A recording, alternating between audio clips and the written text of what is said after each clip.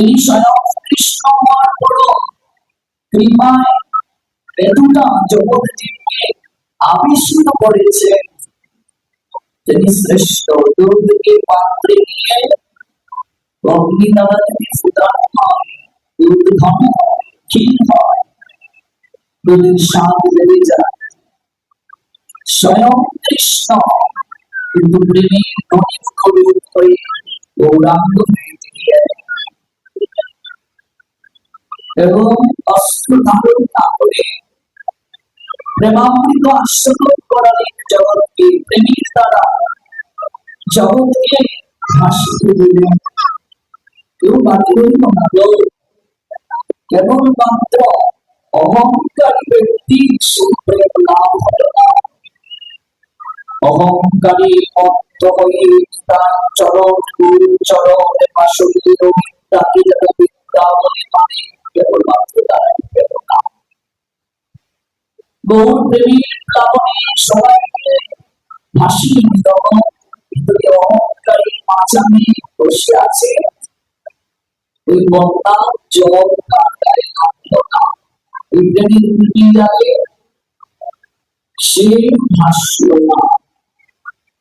সেই শ্রীমান চৈতন্য মহাপ্রভুদের নয়নপতির প্রতীক। তিনি একমাত্র আমাদের অনন্ত কলিহত জীবের বাক্যাকাশে হয়ে তিনি আমাদের মিলাদের আমৃত করুন। প্রেম বিনু শাশ্বত করে অমৃতের সময় আমাদের যাত্রা করিলেন। তিনি আমাদের একমাত্র অবলম্বন, তার চরণে পূর্ণরূপে শরণাগত হয়ে তার কৃপা আশীষে মহাসংযমী মাস শ্রীহরি প্রিয় কার্তিক মাসের মহেন্দ্রতনে 10 দিন ব্যাপী অপ্রাকৃত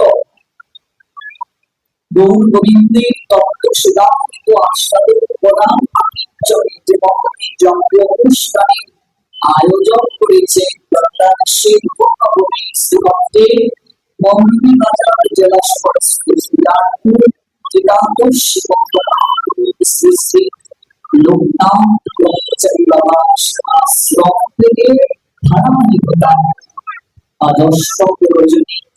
এই অষ্টম রজনীতে প্রান্ত থেকে যারা অপ্রাকৃত দুর্গতিতে প্রেম বিনু আস্বাদনের অভিলাষে বসেছে শ্রী শ্রী লোকনাথ সেবাশ্রম প্রাঙ্গণে। আপনাদের প্রত্যেকেই রাতুল আতুল চরণে ভক্তিপূর্ণ প্রণাম নিবেদন করছি। আপনারা জয়যুক্ত হোক, এই অমানবকে আশীষ দান করুন, যেন সাধু সঙ্গে অধিকারী আমার অধিকারী। কতবার অভিনন্দন জ্ঞাপন করছি আয়োজনকারী ভক্তবৃন্দের প্রতি, যারা চমৎকারভাবে অনুষ্ঠান আমাদের উপহার প্রদান করেছেন, যাদের অভিনন্দী আয়োজনের কারণে আমরা চাতক পাখি নিয়ে যে কৃষ্ণ প্রেমামৃত আস্বাদনের আকিঞ্চনে তৃষ্ণার্ত হয়ে থাকি, সেই তৃষ্ণা কিছুটা হলেও নিবৃত্তি হচ্ছে। এই হরিপ্রিয় কার্তিক মাসে সেই তৃষ্ণা নিবৃত্তির জন্য তারা সংকল্প করেছেন। এই জন্য আমরা আয়োজনকারীর প্রতি তাদের কাছে বিশেষ কৃতজ্ঞতা নিবেদন করছি। তাদেরই প্রয়াস অত্যন্ত স্মৃতি প্রাপ্ত হবে। দাবিদার উন্নতির সঙ্গে জীবনে নতুন নতুন সফলতা পেয়ে দেশ জাতি তথা সমাজ সমৃদ্ধ তাদের কর্মতৎপরতা ইন্টারনেটের প্রদানে যারা আছে আমাদের সক্রিয় হয়েছে এবং বেশিরভাগ যারা শ্রবণ করছে এবং পরবর্তী দিনগুলির মাধ্যমে নামটি যারা দেখবে তাদের প্রতি রইল আমাদের বিনম্র শ্রদ্ধা। এবং বিশেষ করে কিশোরগঞ্জ জেলা 32 একটা বিশেষ আবাসিক এলাকা, অনেক ভক্তি প্রেম তাদের মাঝে আমার যাওয়ার সৌভাগ্য হয়েছে। কিশোরগঞ্জ জেলা সমস্ত 32 থেকে 50 জন ভক্ত এক বাসে করে তারা এই হরিকথার সাথে এসেছে। এই জন্য আমরা শ্রীমন্দিরের পক্ষ থেকে সর্বপ্রথম তাদের প্রতি বিশেষ কৃতজ্ঞতা জ্ঞাপন করছি। অতঃপর শ্রী শ্রী লোকনাথ সেবাশ্রমী ভক্তদের পক্ষ থেকে সেই 50 জন ভক্ত যারা কিশোরগঞ্জ থেকে শুধু কিশোরগঞ্জ থেকে আমাদের জগতে অংশ নিয়েছেন কথা শ্রবণ করছেন, আমরা বিশেষ করে নিবেদন করছি চলুন বলি বলি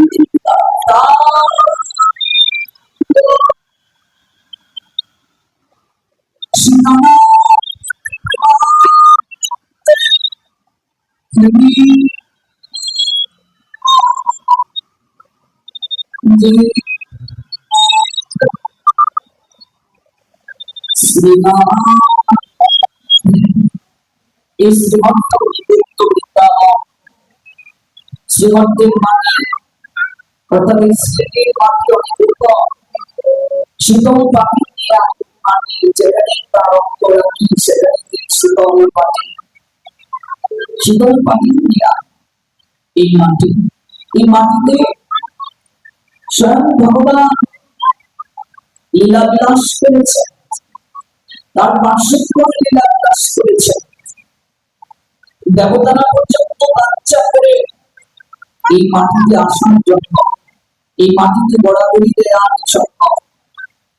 এই ভূমি এতটাই শ্রীমন্তবাসী ধন্য, কারণ এই কলিযুগ যিনি ত্রাণ করে তার ভগবান, তার পৈতৃক ভূমি মাতৃভূমি শ্রীমন্তে কোন কালে কোন যুগে ভগবান বাঙালি করে আসে না। কেবলমাত্র এই কলিযুগে জীব সকলেরই পরম সৌভাগ্য, কারণ স্বয়ং ভগবান কলিযুগে বাঙালি ঘরে বাংলা ভাষায় অবতরণ করে কথা বলেছে। এবং ভগবান কতটা মাটি মানুষ করতে আসতে পারে, ভগবান কেমন করে ধুলায় ঘোরাঘুরি দিতে পারে, ধুলার পৃথিবীতে এসে মাটি মানুষের সঙ্গে এতটা আত্মতা স্থাপন করতে পারে ভগবান কোনো যুগে কেউ দেখে না। শাস্ত্র ব্রাহ্মণ এই জন্য বলে দিয়ে ধন্য ধন্য করে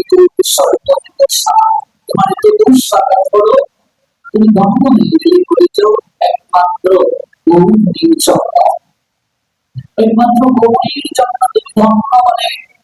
মহাপ্রভুর যত পার্শ্বক্য রয়েছে প্রায় সবারই পূর্বপুরুষের নিবাস শ্রীমন্তে। আমাদের শ্রী প্রত্যেকটা বিশেষ মহিমা আছে। আমরা চার জেলায় যদি জেলায় তথ্য ছিল, আমরা সবাই নিজেদের শ্রেণী বলে পরিচয় দিতাম। আমরা যেমনি জানতাম না সমানবিদ্যা অভিবিদ্যা এটা আমাদের জন্য একটা বিশেষ সংবাদ, এই যে বিশেষ ঐক্যটা এটা আমাদের পৌরসুরের জন্য, এটা আমাদের মহাপ্রভুর জন্য। কারণ শাস্ত্র বলেছেন এই মাটি উর্বর, ভক্তি নিয়েই তারা জন্ম নেয়।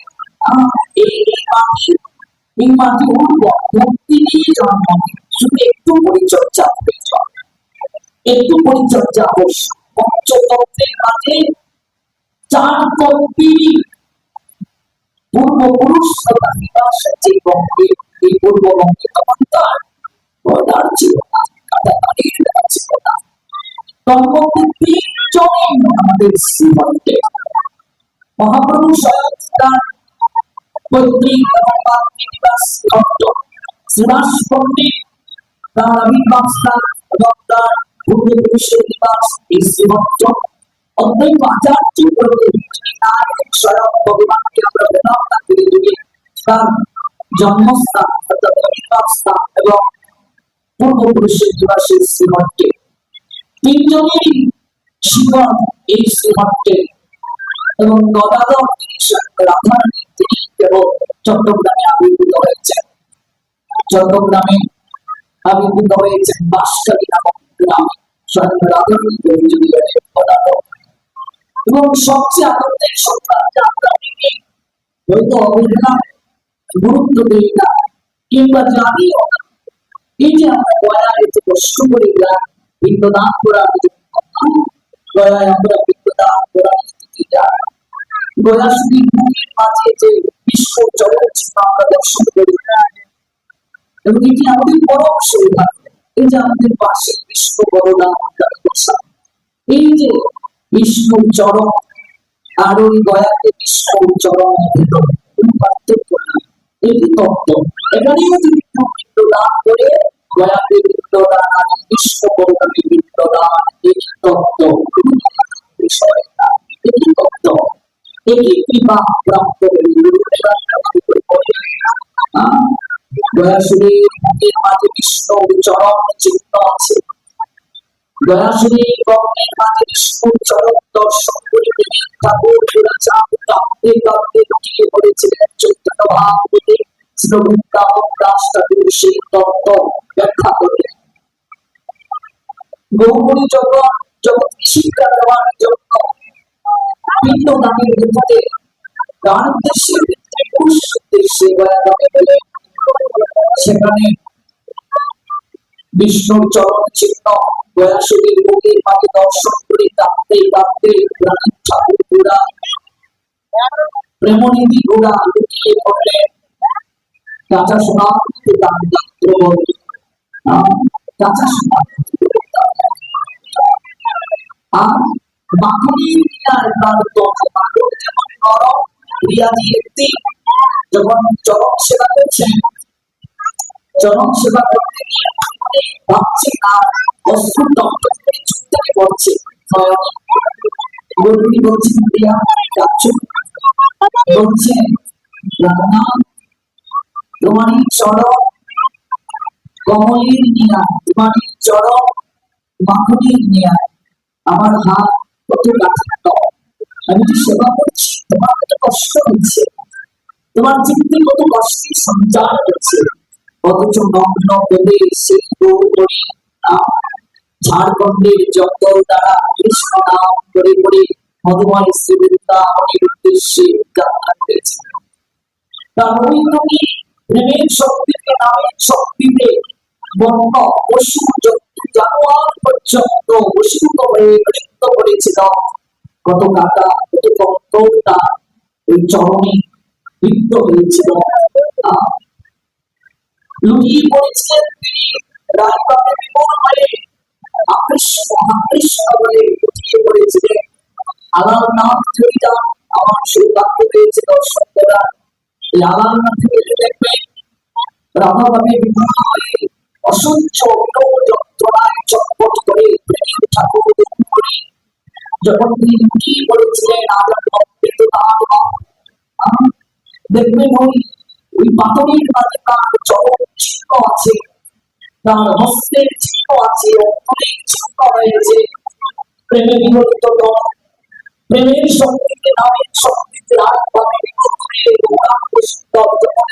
বললেন পাথর বলে গিয়েছিল, চিহ্ন এখনো রয়েছে। যখন জগন্নাথ একান্তে ভক্তি চান জগন্নাথকে পৃথিবী সেবা করার জন্য, দেখবেন 14 দিন অনবসর কালে কাউকে দর্শন দেন না জগন্নাথ। কারণ আমরা জনজীবন জ্বর হয়েছে, সবাই একটু জ্বর হয়েছে, জ্বর এসেছে, সর্দি এসেছে, এটা তো লীলা, এটা তো জগতের মানুষ পূজা করছে। লীলাময় করে তিনি জগতের সন্তান, কিন্তু তিনি ভক্তাতীত কারণটা হলো লক্ষ্মী প্রার্থনা। মূল লক্ষ্যটা হলো লক্ষ্মী একান্তে চান জগন্নাথকে, তেমনি সতত তুমি ভক্তকে সময় দাও, ভক্তের সঙ্গে লীলাবিলাস করো, কিন্তু একান্তে আমাকে সেবা করার সুযোগ দাও, একান্তে একটু আমাকে সেবা করার সুযোগ দাও প্রভু। কিন্তু একান্তে আমি একটু সুযোগ পাই। ওই অনবসর কালে জগন্নাথ দর্শনের সুযোগ থাকে না, কেবল পূজারী তিনি কেবল জগন্নাথের সেবা পরিচর্যা করবে। আমাদের একটু পীড়া আসছে শরীরে, আমরা যাও খাই, অন্নকে তো নরম করে জগন্নাথকেও দেওয়া হয়। আপনারা অবাক করে একজন ডাক্তার নিজে বিশ্বাস করি, তিনি পরীক্ষা পর্যন্ত পরীক্ষা করেছিলেন জগন্নাথের টেম্পারেচার ইনক্রিজ হয়েছে কিনা। ভক্তাধীন ভগবান কত লীলা করে। ওই অনবসর কালে যখন মহাপ্রভু জগন্নাথ দর্শন করতে পারছেন না, মহাপ্রভু জগতে না, তিনি স্বয়ং, তিনি সচল ভগবান, যেই ঘোষ শ্রীকৃষ্ণ শ্রী জগন্নাথ কে বলছেন বাসুঘোষ, পদকর্তা বাসুঘোষ, রাধারানীর যে অষ্টসখী ললিতা, বিশাখা, চিত্রা, চম্পকলতা, তন্দ্রবিদ্যা, ইন্দ্রলেখা, রত্নদেবী, সুদেবী, তাই তো?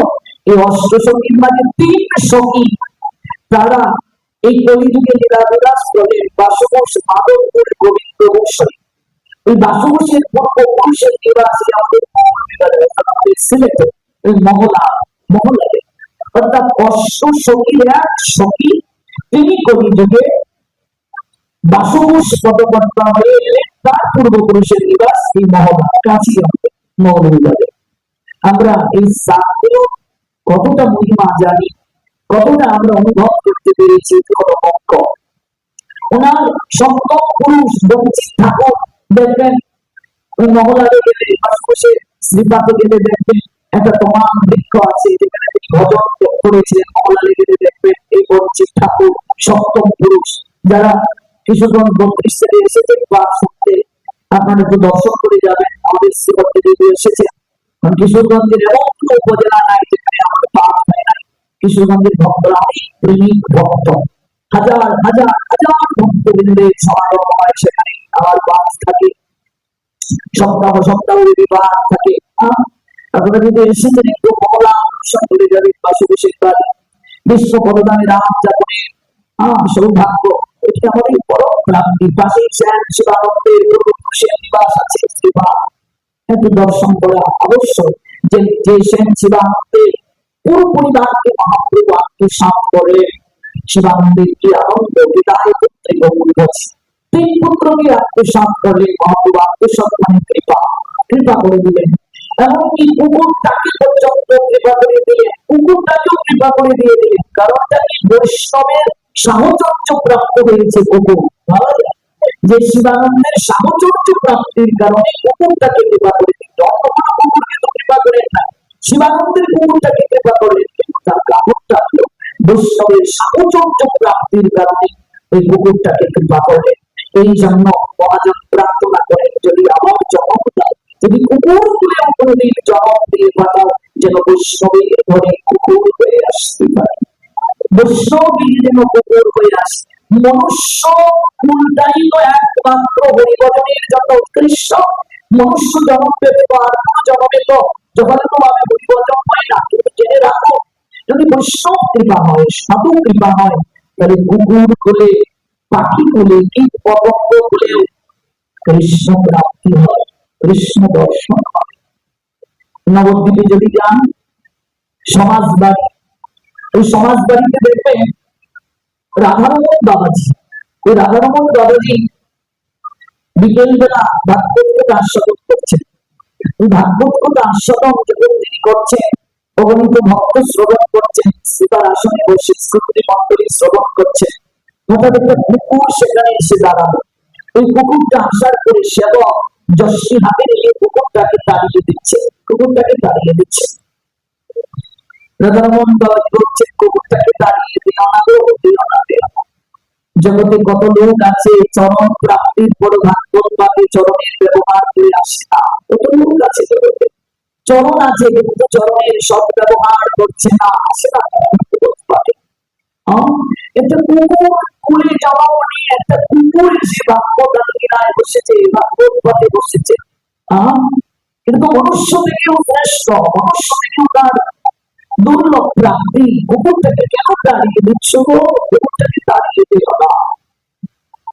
এটাকে তো সাধারণ কুকুর দেখছো তোমরা, কিন্তু অপূর্ব জন্মে সাধু ছিল। বৈষ্ণব চরণে অপরাধ করার কারণে তার কুকুর যদি প্রাপ্ত হয়েছে অবিক্রম নাশস্তি প্রত্যবায় নবিদ্যতে স্বল্পমপি অস্য ধর্মস্য ত্রায়তে মহতভয়া। শ্রীমদ্ভগবদ্গীতা দ্বিতীয় অধ্যায় সাংখ্যযোগ শ্লোক সংখ্যা 40। ভক্তিযোগের অনুশীলন করো, বিনাশ হয় না। স্বল্পমপি অস্য ধর্মস্য ত্রায়তে ভবত দয়াৎ। স্বল্প অনুসার যদি কেউ করে, স্বল্প সময়ের জন্য সাধু সঙ্গ যদি কেউ করে, হরিকথা শ্রবণ যদি কেউ করে, তাকে বলছেন কখনো এটি নষ্ট হবে না। ধর্মস্য ত্রায়তে ভবত দয়াৎ, এই ধর্ম প্রতিপালন করার কারণে ত্রায়তে ত্রাণ করে ওই শক্তি, ওই সাধু সঙ্গ করার শক্তি, ওই অনুষ্ঠান করার শক্তি, ত্রায়তে ত্রাণ করে মহৎ ভয়া সংসার মহাভয় থেকে ত্রাণ করে দেয়, পরিত্রাণ করে দেয়। জগতে ভক্তির বিনাশ নাই, ভগবানের কোনদিন বিনাশ নাই, আর বিনাশ নাই ভক্তের। এই ভক্তি ভক্ত ভগবানের দিনের বিনাশ নাই, আর সবার দিন বিনাশ হয়ে যাবে, সবার বিনাশ হবে। এই শরীর বিনাশ হয়ে যাবে, এই সংসার বিনাশ হয়ে যাবে, এই জগৎ বিনাশ হয়ে যাবে, বিনাশ হবে না ভক্তির বিনাশ। আজকে রাতের মতো যতটুকু রাত আমাদের জীবনে আসবে, সাধু সঙ্গ করার মতো পরিবেশ আমার আপনার জীবনে এরকম যতদিন আসবে, এই 1.5 থেকে 2 ঘন্টা 2.5 ঘন্টা সময়, এটা বিনাশ নেই গো, এটা এই জায়গায় সংরক্ষিত থাকবে গো, এটা বিনাশ হবে না। নৈব অবিক্রমনাশ শ্রীপ্রাপ্তবায় নরেন্দ্রতে, পবিত্রবাণী নবচরিতা বিনাশ নাই, এটা কার্যকর থাকবে, এটা বিনাশ হবে না কখনো। আর ভক্তের বিনাশ নাই, নিতাই চরণ সত্য তাহার সেবক নিত্য।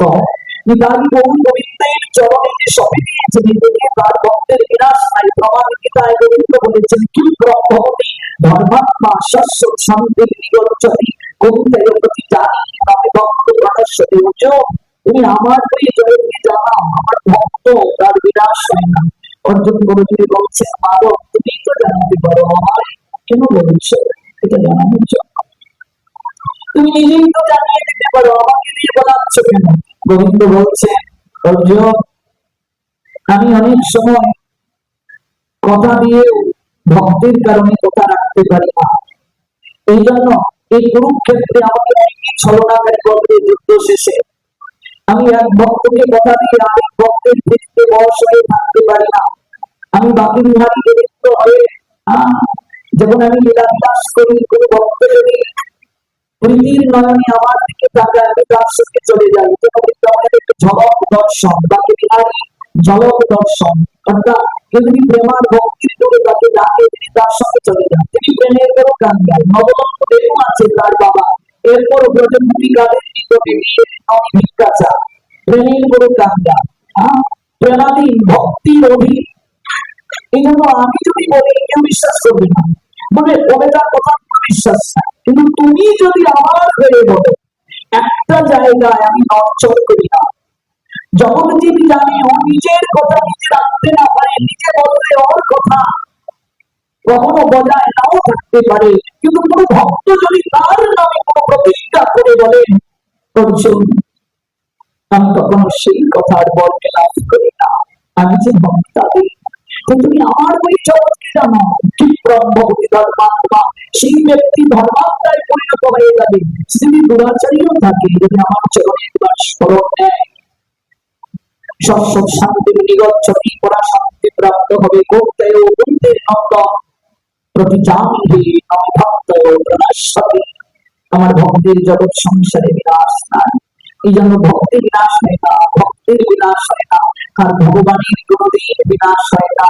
তিনি ছিলেন, তিনি আছেন, তিনি থাকবেন, তিনি সনাতন অহংকার আর উভয়ে। There is nothing superior to him. There are some of me as Balash Ramotre, আমার থেকে বড় জগতে আর কেউ নাই। সূত্রে যেমন মনীষম্য গাথা থাকে, তেমনি সমস্ত বিশ্ব আমাকে অবস্থিতভাবে জড়িত থাকে। আমি অজয়, আমি নিত্য, আমি শাশ্বত, আমি সনাতন। মত্ত পরতরম কিঞ্চিদস্তি ধনঞ্জয় ময়ি সর্বমিদং কৃতং সূত্রে মণিগণাইব অহং সর্বস্য প্রভব মত্ত সর্বং প্রবর্ততে ইতি মত্তা ভজন্তে মাং বুধভাব সমন্বিতা। I am the source of all spiritual and material works and phenomena from the entities and parts of our family, know that as in my devotional service and worship with all that arts in the mighty way of Krishna Seva Bhagavad Gita dance of the Vibhuti Jog 8 verse of my that this activity part I say and the source of all spiritual and material works and phenomena from Gita victorious parts of the polite parts and the 87 parts of the family, know that service, in my devotional service, most moving of their Atma Sarvas Sarvamanta Sarvam Pravartati Itimata Bhagavate Unabhava Samapita. Huge. এই জগতে যা কিছু তুমি দেখতে পাচ্ছ সব আমার সৃষ্টি। এই সৃষ্টি একদিন বিনাশ হয়ে যাবে, কিন্তু আমি সনাতন, আমার কোনো বিনাশ হবে না।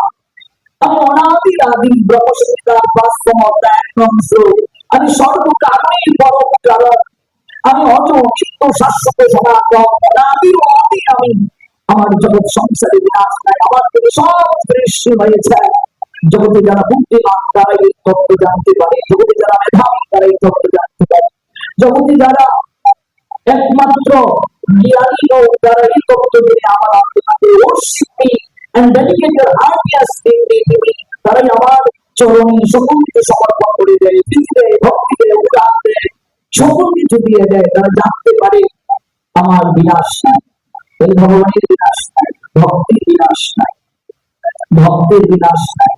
আমি অল্পই বড় ভক্তি যা প্রতিদিন ওই অল্প অল্প জমা হতে হতে একদিন দুর্বল হয়ে যাবে। ওটাকে দাঁড়িয়ে দিও না, দিও না।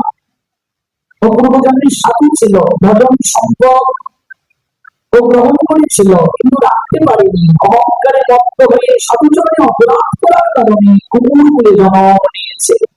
সব অপরাধের একটা মার্জনা হতে পারে, বৈষ্ণব চরণে গুরুচরণে অপরাধের কোনো মার্জনা নাই। এই জন্য বৈষ্ণব চরণে অপরাধটা অনেক অনেক অনেক অনেক অনেক বেশি আমাদেরকে নিত্যগতি প্রাপ্ত করিয়ে দেয়। এই দিকে আমাদেরকে অনেক সচেতন থাকতে হবে। বৈষ্ণবেতে হয় যদি ক্ষুদ্র অপরাধ কোটি কোটি ভজনেতে পড়ে যায় বা ভক্তি লতাকে শুকিয়ে যায়। শিকড় যদি কেউ কেটে নেয় আর যদি জল সিঞ্চন করে গাছের গোড়ায়, আর হইল ডালপালা শাখা পোশাকা পরিপুষ্ট হবে কি? বৈষ্ণব চরণে অপরাধ হল শিকড়, কর্তন বৃক্ষে নিয়ে যতই পরিচর্যা করি ভক্তি যাজন করি লাভ হবে না। এই জন্য সাধু সঙ্গ আমি আয়োজন করব, সাধু সঙ্গ করব, সাধুকে আমন্ত্রণ করব। তৎসঙ্গে সবচেয়ে বিষয়টি আমাকে চিন্তায় রাখতে হবে, আমি যেন অপরাধ না করি। তাহলে কৃপা প্রাপ্তির পরিবর্তে আমার নিত্যগতি প্রাপ্তি হয়ে যাবে। সাধু সঙ্গে জীব তরে, সাধু সঙ্গে জীব পরে। সাধু সঙ্গে জীব সংসার কমিয়ে চলে যায়, আবার সাধু সঙ্গ করে জীবের নিত্যগতি প্রাপ্তি হয়, জীব মরে যায়। এখানে মরা মানে নিত্যগতি প্রাপ্তি হওয়া, ভক্তি নষ্ট হয় না। এই জন্য কুকুর বলে জন্ম নিয়েছে। রাধারমণ বাবাজি বলছেন সেবকদেরকে, যত বড় বড় ধামগুলো দেখবে সব সমাজ বাড়ির অধীনে পরিচালনা সমাধিতে যখন যাবে ওই পরিধানে সেখানেও সমাজ বাড়ির অধীনে পরিচালনা হয়। নিত্যানন্দ প্রভুর আবির্ভাব স্থানে যাবে, এক চক্রাম বীরভূম, আমাদের আশীর্বাদে আমার দুবার ভাগবত সপ্তাহ করা হয়। নিত্যানন্দ প্রভুর আবির্ভাব মহিমা বলার সৌভাগ্য পেয়েছিল বীরভূমে। এটা আমার পরম প্রাপ্তি, এটা আমার জীবনের সর্বশ্রেষ্ঠ প্রাপ্তি।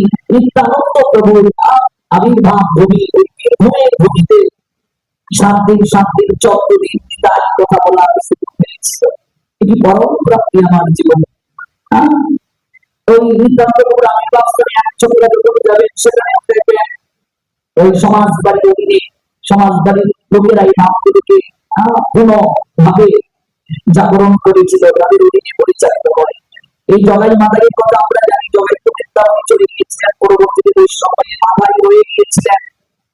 ওই মাদাই তলা যখন যাবেন, মাদাইয়ের সহিত বিগ্রহ দর্শন করতে যখন আপনারা যাবেন, মহাপ্রভু এখানে সন্ন্যাস নিয়েছেন কাটোয়াতে। ওই কাটোয়াতে দেখবে মাদাইয়ের সহিত বিগ্রহ আছে। মাদাই তলায় গেলে দেখবে সেখানেও সমাজ বাড়ির অধীনে পরিচালনা করা হয়। বিশাল বিশাল মন্দির ওই রাধারমণ এক সময় এই পুরো ভারতটাকে তারা সাম্রাজ্য করেছে, ওই তাদেরই অন্যতম। আমি রাধারমণ বাবাজির কথা আপনাদেরকে জানাচ্ছি, যদি কোনোদিন নবদ্বীপে যান, সমাজ বাড়িতে যান, তখন আপনাদের এই লীলাটা মনে পড়বে। তিনি বলছেন সেবককে, কুকুরটাকে ওই ভাগবতবাদী অনুষ্ঠান থেকে দাঁড়িয়ে দিল না, বৈষ্ণব চরণে অপরাধ করে কুকুর বলে চরণ দিয়েছে। ভক্তি নষ্ট হয়ে যায়। ভাগবত কথা কুকুরটাও শ্রবণ করে যখন মাঝে মাঝে হস্ত তুলে হরিদ্বনি হয়, কুকুরটাও এরকম হস্তটা তুলে সাত দিন অন্তে ভাগবত যখন সমাপন হলো, সবাই প্রণতি নিবেদন করে যে যার চলে যাচ্ছে। বাবাজি মহারাজ তাকিয়ে দেখছেন কুকুরটা ওই আঙিনায় পড়ে রইল, কুকুরটা যায়। বাবাজি মহারাজ কৌতূহল সব থেকে উঠে কুকুরটার নৈকট্যে গিয়ে বলছে, কিরে সবাই চলে গেল, তুই বাড়ি ফিরবে না। বাবাজি মহারাজ বলছেন, সবাই চলে গেল, তুই বাড়ি ফিরবে না? কিরে কথা বলছিস না কেন? সবাই বাড়ি ফিরে গেল, তুই বাড়ি ফিরবে না? বাবাজি মহারাজ তাকিয়ে দেখছেন কুকুরটার নয়ন থেকে চটচট করে জল ছাড়ছে। কুকুরটা হয়তো তার বাক প্রকাশ করতে পারছে না। সিদ্ধ মহাত্মা যারা তারা বুঝে, তাদের ভজনের শক্তি দ্বারা অনুভব করতে পারে। বাবাজি মহারাজ উপলব্ধি করলে কুকুরটা অশ্রু বিসর্জন করে বাবাজি মহারাজকে যেন জানাচ্ছে, বাবা সবাই তো অনিত্য নিকেতনে ফিরল, সবাই তো অনিত্য বাড়িতে ফিরল, আমি আর ওই বাড়িতে ফিরতে চাই না বাবা। তোকে যে ঘর থেকে বের হয়েছিলাম, ওই ঘরে আমার কবে ফিরবো বাবা? কবে যে ওই ঘর থেকে বের হয়েছিলাম, ওই ঘরে আমার কবে ফিরবো? আমি আর ফিরতে চাই না বাবা, আমায় কৃপা করো। ওটা যেন জানাচ্ছে, আমায় কৃপা করো, আমি আর ওই ঘরে ফিরে যেতে চাই না। বাবাজি মহারাজের ওই চরণে কুকুরটা একটু লুটোপুটি খেল। বাবাজি মহারাজ তাকিয়ে দেখছেন চরণের মাঝে লুটোপুটি খাচ্ছে কুকুরটা। কিরে লুটোপুটি খাচ্ছিস কেন, গড়াগড়ি দিচ্ছিস কেন? বৈষ্ণব চরণ রজ এই ভক্তিকে বৃদ্ধি করে, ভক্তি বৃদ্ধি এইটা শ্রেষ্ঠ উপায়। ভক্ত পদরজ, ভক্ত পদরৌদ, ভক্তের অধরামৃত, ভক্ত বৈষ্ণবের অধরামৃত, আর হচ্ছে কাদুদ, আর হচ্ছে চরণ রেণু। প্রেম ভক্তি দিতে বল শব্দের তো শক্তি, শুদ্ধ ভক্ত চরণ রেণু ভজন মন্দির, ভক্ত সেবা পরম সিদ্ধি, প্রেম লতিকা। এই চরণে গোড়াগুড়ি দিল, গোড়াগুড়ি দিয়ে লুটিয়ে পড়ল। বাবাজি মহারাজ তাকিয়ে দেখছেন কুকুরটা নড়ছে না। কিরে কি হয়েছে তো? কিরে নড়ছিস না কেন? বাবাজি মহারাজ তাকিয়ে দেখলেন সারা শব্দ নাই। কুকুরটার নাসিকায় হাত দিয়ে বাবাজি মহারাজ দেখলেন শ্বাস প্রশ্বাস আর বইছে না, নাসিকা দিয়ে আর শ্বাস বইছে না। অনন্তকালের জন্য কুকুরটা তার নিজ বাড়িতে গমন করবে। ভাগ্যদামিনীর ভিতরে কুকুরটা নিঃশব্দ হয়ে গেল। বাবাজির চরণে লুটোপুটি খেয়ে ভাগ্য ভঙ্গিনায় 7 দিন অন্তে কুকুরটা সারা শব্দ করল না, জমিনে দৌড়ে লুটিয়ে পড়ল। সিদ্ধ রাধারমণ বাবাজি কুকুরটাকে বুকে চড়িয়ে ধরে আমি এই জায়গাটাতে বসেছিলাম রে, এই জায়গাটাতে শাসন করে, আর তুই এই জায়গাটাতে বসেছিস করে আমি ওইটা আমার তুই চলে গেলে। আমি এই জায়গাটাতে বসেছিলাম রে, তুই এই জায়গাটাতে শ্রোতার আসন থেকে তুই চলে গেলে, আর আমাকে যন্ত্রণার আমি এই জায়গাটাতে ছিলাম, এখান থেকে চলে গেলে জন্মের তুই তুই চলে গেলে। তুই মুক্তির স্বাদ আস্বাদন করে অনেক খাঁচায় বিভক্ত থাকে রে। হতেন করে কবে দরজাটা মালিক খুলে দেবে, আরো মুক্ত হয়ে টানা ঝাপটাবে রে। দীর্ঘকাল খাঁচায় থাকতে থাকতে কোনো বিভক্তকে, বিভক্ত শব্দের মতো পাখি, কোন পাখিকে যদি তার মুক্ত করে দেওয়া হয়, জানালাটা যদি খুলে দেওয়া হয়, ওই পাখি তখন আর দীর্ঘদিন উঠতে উঠতে উঠতে অভ্যাস না করার কারণে না উঠতে ও আর উঠতে পারে না, উড়াতে ভুলে যায়। আমরা এই সংসার কারাগারে, আমরা এই শৃঙ্খলে বন্দী হয়ে থাকতে থাকতে মুক্তির স্বাদ প্রাপ্ত হয়ে যেখানে চিরতরে মুক্তি হয়, ওই জায়গায় গিয়েও আমরা ওই ভক্তির গগনে মুক্ত বিহঙ্গের নিয়ে করতে ভুলে যাই। ওই জায়গায় বসে আমি রইলাম, তুই চলে গেলে রে। ধন্য ধন্য। বাবাজি মহারাজ কুকুরটাকে বুকে চড়িয়ে ধরে কাঁদতে কাঁদতে লুটিয়ে পড়বে। কখনো কখনো কুকুরটার চরণের ধুলি গোড়া বাবাজি মহারাজ মস্তকে মাখছেন আর গোড়া করে দিচ্ছেন। সেবকরা তাকিয়ে দেখছেন যে কুকুরটাকে প্রকৃতির লাঠি দ্বারা তারা করেছিল এক সেবক, সেই সেবক এসে দাঁড়িয়ে দেখছে যে কুকুরটাকে তারা করেছিল ভাগ্যবান থেকে সেবক আছে, কিন্তু কুকুরটা জন্মে ধরে উদ্ধার প্রাপ্ত হয়ে গেছে। ভাগ্য থেকে জন্মের ধরে নিত্য শাশ্বত আনন্দকে জন্মের খোঁজকে ত্যাগ করে চলে গেল। বাবা ডাকছেন সবাইকে, তুমি কি কোথায় আছো? ওই কুকুরটাকে আমাদের সমাধি দেব। কুকুরের আমার সমাধি হয়, কুকুরকে আবার যথাযথ মর্যাদায় সমাধি দেয়। আচার্য সিদ্ধান্ত নিলেন রাস্তার বেওয়ারিশ কুকুরের মর্যাদা থাকে না। রাস্তার কোন বেওয়ারিশ কুকুর যদি রাস্তায় পড়ে থাকে কেউ তাকে কখনো সংবাদ নেয় না, কিন্তু ওই কুকুরটা যদি কোন বৈষ্ণবের পদাশ্রিত হয়, চরণে থাকে, ওর মর্যাদা বেড়ে যায়। যেমন পুষ্পমাল্যটা যদি কোন কামক পুরুষ সতীদার করে পরিয়ে দেয়, যতক্ষণ পুষ্পদার সতীকতা থাকবে ততক্ষণ মালাটা দেখবে আর বলবে আহা খুব সুন্দর, এটা থেকে একটু বরস নেবে, নিঃশ্বাস নেবে, সুগন্ধ নাসিকা দ্বারা নেবে।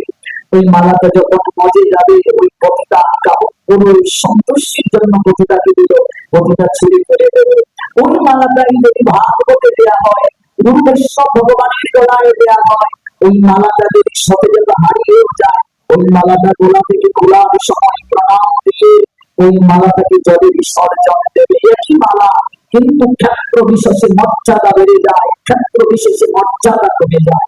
বেওয়ারিশ কুকুর রাস্তায় পড়ে যদি মরে যায়, তার মর্যাদা থাকে না, কেউ তাকে দেখে না। কিন্তু সাধুর নৈকট্যে, সাধুর আশ্রয়ে আসার কারণে তার মর্যাদা বেড়ে গেল। বাবাজি মহারাজ নিজের হাতে সমাধি দিলেন কুকুরটাকে। যদি সমাজ বাড়িতে যান, আজও দেখবেন একটা চিত্রপট টাঙ্গানো আছে। ওই রাধারমণ বাবাজি নবদ্বীপে গেলে দেখবেন কুকুরের জন্য বৈষ্ণব সেবা দিয়েছিলেন। তীর্থে গেলে দেখবেন বিশাল একটা চিত্রপট, প্রত্যেক তাদের গ্রামস্থলতে দেখবেন কুকুরের বৈষ্ণব সেবা, শত শত কুকুর এসেছিল একত্রিত হয়ে। বাবাজি মহারাজ সেবককে ডাকলেন, রসুই করো। কেন বাবা? ভোগ লাগা, অনেক লোক নিমন্ত্রিত হবে, আমি বৈষ্ণব সেবা দেবো কুকুরে। নবদ্বীপের লোক বলছে বাবাজি মাথা খেয়েছি, কুকুরের আবার বৈষ্ণব সেবা নয়, কুকুরকে আবার কেউ বৈষ্ণব সেবা দেয় না। সেবক রসুই করলো, ভোগ লাগে, কলার ফুল দ্বারা পাত্র, ছোট ছোট পাত্র সাজিয়ে রাখা হলো। ও বাবা, তোমার নিমন্ত্রিত অতিথিরা কোথায়? বৈষ্ণব সেবার প্রসাদ কে গ্রহণ করবে? বাবাজি মহারাজ বলছেন অপেক্ষা করো, আসবে। মধ্যাহ্নকালীন সময়ে নবদ্বীপবাসীদের শত শত কুকুর এলো। কোথা থেকে যে ওরা এলো? ওই সমাজ বাড়িতে শত শত কুকুর এলো, ওরা এসে প্রসাদ গ্রহণ করছে। রাত্রিবেলা দেবতাগণ রাধারমণ বাবাজিকে সব দর্শন দিয়ে বলছে, আমরা আমরা দেব বলে আছি, দেব শরীর প্রাপ্ত হয়ে আছি, ধাম দর্শনের সৌভাগ্য আমাদের না, ধামে হরিকথা শ্রবণের সৌভাগ্য দেবতাদের না, ভাগ্য শ্রবণের অধিকার দেবতাদের না, ঐশ্বর্য মতে মত্ত তারা, কৈশোরের প্রসাদ গ্রহণের সৌভাগ্য তাদের না। এই দেবতাদের বাবাজি মহারাজকে রাত্রিবেলা স্বপ্নে দর্শন দিয়ে হচ্ছে যে বাবাজি আজ আপনার মতো পরম বৈষ্ণবের কৃপা আমরা কুকুর দেহ ধারণ করে, কুকুর দেহ ধারণ করে এই শ্রেষ্ঠ ভাব নবদ্বীপে আমরা এসে বৈষ্ণবের প্রসাদ গ্রহণ করার সৌভাগ্য প্রাপ্ত হয়েছি। ওই অমৃত কৃপা দ্বারা ভক্তি মাহাত্ম্য হতে পারে। তাহলে ভাবুন, মনুষ্য করি, শ্রেষ্ঠ করি, ওই শ্রেষ্ঠ করি ভজনের সৌভাগ্য থাকে। কিন্তু সাধুর যদি কৃপা হয়, তাহলে কুকুর করে উদ্ধার হয়, কীট পতঙ্গ করে উদ্ধার হয়, পশু করে উদ্ধার হয়। যে শ্যাম শিবানন্দের সেবা খানিকটা দূরে, তার পূর্বপুরুষের নিবাস এই তো সামনে অগ্রসর হলে শ্যাম শিবানন্দের সেবা, শ্যাম শিবানন্দের সেবা তার কুকুরটা পর্যন্ত মহাপ্রভুর অবৈতনিক কৃপা প্রাপ্ত হলে। শিবানন্দের কুকুর অবৈতনিক কৃপা পেলেন, এই কুকুরটা কিন্তু তার পালিত কুকুর ছিল না। অনেকেই বহুত ভাবে শিবানন্দের ঘরের কুকুর নাকি মহাপ্রভু কৃপা পেলেন না, শিবানন্দের ঘরের কুকুর নয়। নিত্যানন্দ প্রভু ঘাটিয়ারের দায়িত্ব দিয়েছিলেন। মানে তৎকালীন সময়ে ওই বঙ্গের ভক্তরা সকলকে নিয়ে ওই মহাপ্রভুর সঙ্গে সাক্ষাতের নিমিত্তে তারা পরিধানে যেতেন। নিত্যানন্দ প্রভু শিবানন্দকে দায়িত্ব দিলেন, শিবা তুমি ওই ঘাটিয়ার সংক্রামে যেখানে সংক্রাম হয়ে যাবে সেখানে ওই তাবু গাড়বে, তাবু বেড়ে থাকবে, মাধুকরী করবে, রন্ধন করবে, প্রসাদ পাবে। আর পরের দিন আবার চলতে শুরু করবে, প্রয়োজন করে একদিন সেখানে বিশ্রাম হবে। এইভাবে যখন ভক্তরা যাচ্ছেন, হঠাৎ প্রতিমধ্যে দেখলে একটা কুকুরও শিবানন্দের সঙ্গে যাচ্ছে। ওই কুকুরটা কিন্তু রাস্তায় সঙ্গী হয়েছে, এটা কিন্তু তার পালিত কুকুর ছিল না শিবানন্দের। এই এই এই বিষয়টা অনেকেই ভুল করেন, লীলা পূর্ণরূপে না জেনে। চৈতন্য চরিতামৃতটা ভালো করে পড়তে হবে। চৈতন্য চরিতামৃত এটা জানতে গেলে ভালোভাবে ব্যাখ্যা করতে হবে ডাক্তার রাধা গোবিন্দনাথ। ডাক্তার রাধা গোবিন্দনাথ এই চৈতন্য চরিতামৃতকে 6 খণ্ডে ব্যাখ্যা করেছেন, যার আবির্ভাব স্থান হলো বৃহত্তর নোয়াখালীতে, বর্তমানে লক্ষ্মীপুর জেলায়। ডাক্তার রাধা গোবিন্দনাথ নামটা আপনারা জেনে যান। ডাক্তার রাধা গোবিন্দনাথের চৈতন্য চরিতামৃত ব্যাখ্যা, চৈতন্য ভাগবতের ব্যাখ্যা আচার্য সমাজে, বৈষ্ণব সমাজে সমাদৃত আজ পর্যন্ত কেউ রাধা গোবিন্দনাথের মতো এরকম ব্যাখ্যা করতে পারে না। এমনকি তিনি ওই ব্যাখ্যা করতে গিয়ে স্বয়ং মহাপ্রভুকে দর্শন পর্যন্ত করেছিলেন। এই ডাক্তার রাধা গোবিন্দনাথ আমাদের আশিসে ওই রাধা গোবিন্দনাথের আবির্ভাব স্থান লক্ষ্মীপুরে আমার যাওয়ার সৌভাগ্য হয়েছিল। ওই বিশাল জায়গা জমিদার ছিলেন তো, আজকে সেগুলো সনাতনী হিন্দুদের আওতায় নাই। সেখানে একটা স্মৃতি মন্দির হওয়ার পরিকল্পনা চলছে। অনেকে জানে না ডাক্তার রাধা গোবিন্দনাথ কলকাতা তিনি ম্যাথমেটিক্স এর উপরে যে সূত্রগুলো দিয়েছিলেন ক্লাস 3 এখন এগুলো পড়ানো হয়। তিনি আমাদের সূত্র এই কুমিল্লা ভিক্টোরিয়া কলেজের প্রিন্সিপাল ছিলেন ডাক্তার রাধা গোবিন্দনাথ। সংসারী ছিলেন। তার মাঝে বৈরাগ্যটা কি করে আপনি জানেন? তিনি কই মাছ দিয়েছেন, ওই কই মাছ আর সরিষা দিয়েছেন। কই মাছ সরিষা দিয়ে খাবেন, স্ত্রীকে বললেন এগুলো তুমি তৈরি করো। ওই কই মাছের প্রাণটা তো খুব শক্ত, বটি দিয়ে ওই কই মাছটাকে কেটে খোল বা চোখরা শরীরের মতো বুঝিয়ে মধ্যে রেখে তিনি গেলেন সরিষাটা বাটার জন্য। বেকার ছিল না, তো বাটার জন্য গেলেন। আর ওই কই মাছটা লাফাতে লাফাতে পড়ে গেল মাটির মাঝে। ঝুলন্ত চেয়ারে বসা, এটা তিনি ঘুম কাটছেন। ঘুম কেটে কেটে হঠাৎ দেখছেন কইগুলো এখন লাফাচ্ছে, কাটা অর্ধেক শরীরটা কাটা কিন্তু লাফাচ্ছে।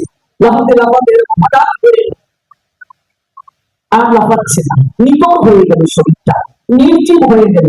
ডাক্তার রাধা গোবিন্দনাথের মনে তখন ভাবনা জাগলো, মৃত্যুর ভাবনাটা। মৃত্যুকালে মানুষ যেভাবে এরকম করে ভাবনাটা হলো, ভাবলেন তিনি ওর যে প্রাণটা আমার কাছে তো সেই প্রাণটা আছে, আর আমি এগুলো নিয়ে এসেছি খাওয়ার জন্য। সঙ্গে সঙ্গে চোপড়া সহ কবই সহ পুকুরের মানে ঢিল দিয়ে ফেলে দিই। সরিষা থেকে আমি এসেছি বলে নব আজ থেকে প্রসাদ পাবো, রন্ধন করে ভগবানকে দাও, আজ থেকে প্রসাদ গ্রহণ করবো। তখন যে কার মাঝে বৈরাগ্য এসে যায় আমাদের তো অনুভব নাই। যতদিন পর্যন্ত অনুভব না হবে ততদিন পর্যন্ত পরিবর্তন হবে। এই নাথজি পরবর্তীতে ভগবান দর্শন করলেন। এই নাথজি চরিতামৃতের ভাষ্য লিখলেন 6 খণ্ডে, চৈতন্য ভাগবতের ভাষ্য লিখলেন 6 খণ্ডে। এগুলো আমি আজ থেকে 11 বছর আগে সংগ্রহ আমি করেছি। এই যে ব্যাখ্যা, এই ব্যাখ্যা যদি একবার কেউ পড়ে চৈতন্য চরিতামৃত কৃষ্ণদাস কবিরাজ গোস্বামীবাদের গ্রন্থ বুঝতে গেলে ওই ব্যাখ্যাটা করতে হবে, ব্যাখ্যা না বলে হবে না। আজকাল অনেকে নাথজির কথা জানে না। ডাক্তার রাধা গোবিন্দনাথের কত অবদান বৈষ্ণব দর্শন তিনি লিখলেন 3 খণ্ডে। ওই বৈষ্ণব দর্শন যে পড়বে না সে বৈষ্ণবরা বুঝবে না। তিনি গৌরাঙ্গ মহাপুর নামে একটা গ্রন্থ লিখলেন। মহাপুরের পরে আমি বাংলা সাহিত্যের ছাত্র, সাহিত্যের একটা নাথজির অবদান সর্বাগ্রে। আপনারা অবাক হবেন, স্বয়ং মহাপ্রভু তার নাতির রূপ ধারণ করে এসেছিলেন যখন তিনি চৈতন্য চরিতামৃতের ব্যাখ্যা লিখছিলেন। নাতির রূপ ধারণ করে এসেছিলেন। এমনকি তিনি একটা মিটিংয়ে গিয়েছিলেন, তার গোপালের বন্ধুর কাছে রেখে গিয়েছিলেন। শৃঙ্গার করতে গিয়ে ওই গোপালের চোখের মণিটা পড়ে গিয়েছিল। একটা নামকে চোখের মাঝে ব্যাপার শুরু হয়ে গিয়েছে। ভগবানের সঙ্গে তার সম্পর্ক কেমন ছিল? যদি কোনোদিন আপনারা যান লক্ষ্মীপুর দর্শন করে আসবেন, ডাক্তার নাথজির আবির্ভাব বৎসন রাধা গোবিন্দনাথ। ওই রাধা গোবিন্দনাথ গ্রন্থগুলো সনাতন শাস্ত্রের অমূল্য সম্পদ। অনেকে নাম জানে না, অনেকে এগুলো বিচার করতে চায় না। আমরা ধর্ম বুঝি, আমরা ধর্ম যাচাই করি মানুষের মুখে শুনে শুনে, কিন্তু গ্রন্থ আমরা পড়তে চাই না। গ্রন্থ না পড়লে হবে না। ওই চৈতন্য চরিতামৃত পড়ে দেখবেন, ভাষ্য পড়ে দেখবেন, যখন শিবানন্দ যাচ্ছেন হঠাৎ একটা কুকুর তাদের সঙ্গে হলো। কুকুরটাও তাদের সঙ্গে সঙ্গে যাচ্ছে। কুকুরটা তার ঘরে পালিত কুকুর নয়, কুকুরটা তার সঙ্গে সঙ্গে যাচ্ছে। তাবুতে কুকুরটা রইল, কিন্তু সমস্যা হলো না। প্রতিদিন শিবানন্দ সেন প্রসাদ কুকুরকেও দিতেন। একটা কোনো মনে রাখবে মায়েরা, রন্ধন করার পর যারা আমরা ভোগ লাগাই প্রতিদিন, তাদের উদ্দেশ্য করে বিশেষ করে কথাটা বলছি। আপনি যখন ভোগ লাগাবেন খানিকটা অংশ প্রতিদিন কীট পতঙ্গ এবং পাখিদেরকে দিয়ে দেবেন। হ্যাঁ, আমরা পঞ্চ ঋণে আবদ্ধ, পঞ্চ ঋণে আবদ্ধ আমরা, ওদেরও একটা অধিকার আছে। আর যদি ভগবানের নিবেদিত প্রসাদ আপনি দেন, তাহলে কত সৌভাগ্য, তার জীবন ধন্য হয়ে যাবে। আমি একটা জায়গায় পাঠিয়ে দিয়েছিলাম, নরসিংদী জেলায় একটা জায়গায় পাঠিয়ে দিয়েছিলাম, রায়পুরা উপজেলা। এবং আমাকে যে থাকতে দেওয়া হলো আমাদের প্রসাদ দিয়েছি। এবার আমি দেখলাম 4টা থেকে যে জানালার পাশে, হ্যাঁ, কাছের মাঝে এরকম করে রাস্তা এরকম টাক টাক টাক টাক করছে। ব্যাপারটা কি ব্যাপার, কিন্তু শব্দ হচ্ছে কি করে? ফোনে দেখা গেল একটা কাক এরকম করছে, এরকম করছে, এরকম করছে। মাথাতে বললাম ব্যাপারটা কি? কাকটাকে তাড়িয়ে দিলেও যায় না। মাতাজি বলছে ওই মঙ্গল আরতি করে আমি প্রতিদিন প্রসাদ দিই ওই কাকটাকে। এই জন্য ওই কাকটাও নির্ধারিত সময় এসে, যখন তিন বেলা ভোগ লাগে, ভোগের সময় এসে এরকম টক টক টক টক করে মঙ্গল আরতি আনতে যায়, তো 4টা থেকে টক টক করে। আরতি শেষ করে আমি যখন প্রসাদ দিই, তখন এসে প্রসাদ দিয়ে চলে যায়, দুপুরে আবার আসে। একজন আমাদের পূর্বজন্মে কত সৌভাগ্য ছিল, হয়তো কোনো ভজনে বিস্মৃতির কারণে কাক হয়ে জন্ম দিল, আর কত জন্মের সৌভাগ্যের কারণে বৈষ্ণব গৃহে এরকম সৌভাগ্য পেয়েছে প্রসাদে। এই প্রসাদ পেয়ে এই জন্ম তো তার কাক জন্ম থেকে যাবে, ভগবানের চরণ পাবে, আর জগতে আসতে হবে না, কোনদিন আসতে হবে। এই জন্য বন্ধুকে একটু প্রসাদ কীট পতঙ্গকে দিয়ে দিই, পশু পাখিকে দিয়ে দিই, ওদের জীবন ধন্য হয়ে যাবে গো, জীবন ধন্য হবে ওদের এই প্রসাদের উপর কৃপা। কুকুরটাকে প্রসাদ দিয়েছেন শিবানন্দ, প্রতিদিন প্রসাদ দেন, কোনো সমস্যা হলো না। কুকুরটাও পরিক্রমায় অংশ নিল, কিন্তু সমস্যা হলো একটি জায়গায়, উড়িষ্যার মাটি যখন কুকুরটাকে নৌকায় তুলবে না, ওই জায়গাতে সমস্যা হয়ে গেল। এটা কুকুরকে আমি নৌকায় তুলবো, হ্যাঁ, উড়িষ্যার মাটি প্রিয়া মাটি, বলছে কুকুরটাকে তুলবে না, তার নৌকাটাকে অপবিত্র হয়ে যাবে।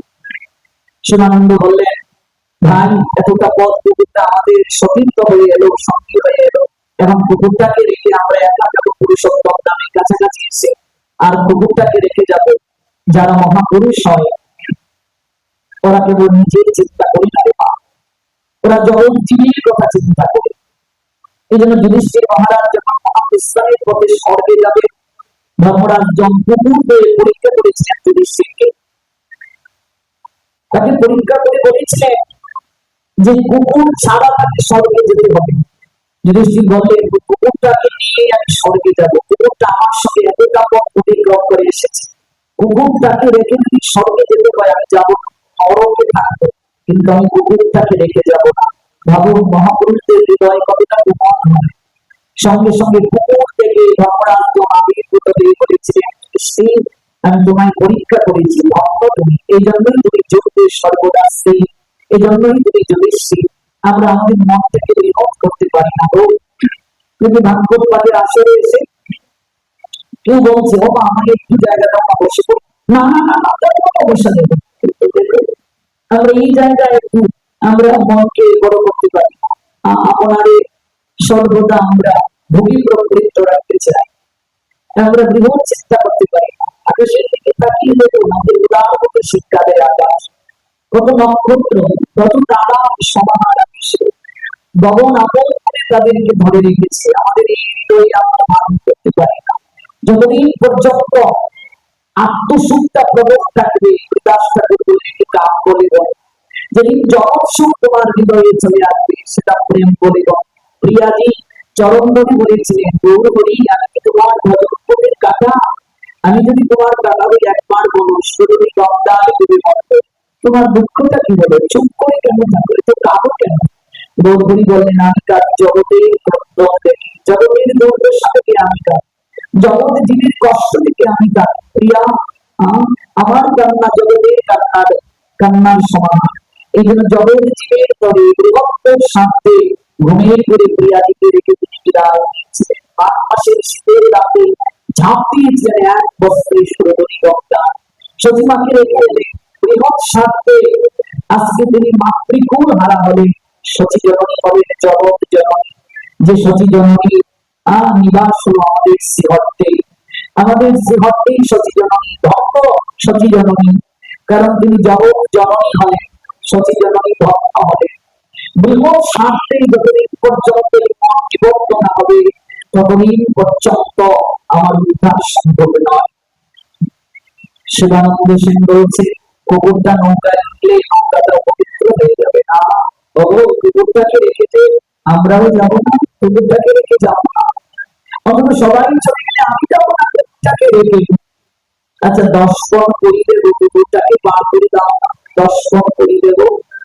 মাঝি রাজি হলো, যখন করির কথা বলল 10 পণ করি দিয়ে কুকুরটা পার করবো, তবে একটা শর্ত আছে, কুকুরটাকে আগে পার করবো। বলছে কিভাবে? যে কুকুরটাকে পার করার পর ওই নৌকাটাকে আমি জলে ডুবিয়ে ওই নৌকাটাকে আমি শুদ্ধ করবো, অতঃপর আবার তোমাদেরকে পার করবো। ভাবা যায়, কল্পনা করে। অথচ বিদায় গোবিন্দ বললেন, যতদিন পর্যন্ত অর্জুন, চন্দা, ব্রাহ্মণ এবং রাস্তার কুকুর উভয়কে সমজ্ঞানে না দেখা যাবে, উভয়ের মাঝে যে আত্মা রূপে আমি আছি এই চিন্তাটা যতদিন পর্যন্ত না আসবে, যতদিন পর্যন্ত এই ভাবনাটা না আসবে, ততদিন পর্যন্ত সমগ্র নাই, ততদিন পর্যন্ত আমাকে কেউ গ্রাহ্য হবে না। এই রাস্তার কুকুরটার মাঝেও আমি আছি, অনলে আমি আছি, অনিলে আমি আছি, নবনীলে আমি আছি, ধুলো সবই অবহে আমি আছি, বিলতায় জলদের গায়ে শশী তারকায় তখনই সর্বত্র আমি দেখবে আমি আছি। বলি ভাবনা মনে প্রহ্লাদকে বললেন, সর্বত্র আমার হরি আছে। ওই ফটিক স্তম্ভের মাঝে তো হরি আছে, আছেন বলো?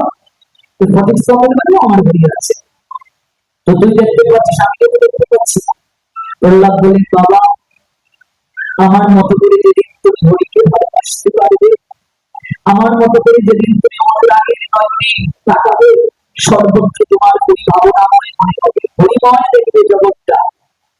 আমার মতো করে তুমি তাকে ভালোবাসো না, তাই তুমি দেখতে পাচ্ছ না। ওই ফটিক স্তম্ভের মাঝে তোর হরি আছে নাকি পরীক্ষা করে। ফটিক স্তম্ভকে আঘাত করেছিলেন হিরণ্যকশিপু, ভগবান বিশ্বরূপে আবির্ভূত হয়েছিলেন স্তম্ভের ভেতর থেকে। নেই কোথায় ভগবান, নেই কোথায়, অনুতে পরমাণুতে ভগবান আছে, সর্বত্র ভগবান আছে। যখন এই চিত্ত প্রেমে বিভোর হয়ে যাবে, তখন আর কাউকে সম্মান করতে পারবে না, সবার মাঝে হরিকে দেখবে, সবার মাঝে ভগবান আছে। শিবানন্দ রাত্রে কতটা নিম্নমুখী চিত্ত, কুকুরটা উঠলে নাকি নৌকা অপবিত্র হয়ে যাবে। তোমার ইচ্ছে পূরণ করো, কুকুরটাকে আমি পার করো। কুকুরটাকে 10 পণ করি দিয়ে পার করা হলো, নৌকা থেকে ডুবানো হলো, অতঃপর আবার নৌকার জল সিঞ্চিত করা হলো, অতঃপর শিবানন্দকে পার করে দেওয়া হলো। সন্ধ্যা হয়ে গেল, তাবু গাড়া হলো। প্রসাদের পরে শিবানন্দ অনুসন্ধান করছে, একটু অবদানকৃত কুকুরটাকে দেওয়া হলো, কুকুরটা চারিদিকে ঘুরছেন, কোথায় গেল, কোথায় গেল কুকুর। কুকুরটাকে পাওয়া যাচ্ছে না। কেন আস্বাদন করছি? কারণ আমরা যে জায়গায় কথা আস্বাদন করছি, শ্রীহট্টের অন্যতম জেলা মৌলভীবাজার। এই মৌলভীবাজার জেলাতে শিবানন্দ সেনের পূর্বপুরুষের বীজ বপন, এটা ধাম। এই ধামে যদি 10 দিনের মাঝে অন্তত একদিন শিবানন্দের চরণে প্রেমাঞ্জলি না দিই, তাহলে অপরাধ হয়ে যাবে, বৈষ্ণব চরণে অপরাধ। যারা শ্রীহট্টে এসে মৌলভীবাজারে এসে শিবানন্দ সেনের শ্রীপাদ দর্শন করে না, বাসুবসের শ্রীপাদ দর্শন করে না, তারাও বৈষ্ণব চরণে অপরাধ। আমরা যেখানে হরিকথা বলবো, তার মাহাত্ম যদি আমরা না শুনি, সেটাও একটা অপরাধ বলে গণ্য। শিবানন্দ সে চারিদিকে অনুসন্ধান করে কাঁদতে শুরু করলেন। কুকুরটাকে তাই দর্শন করে দিয়ে কুকুরটাকে নদী পার করে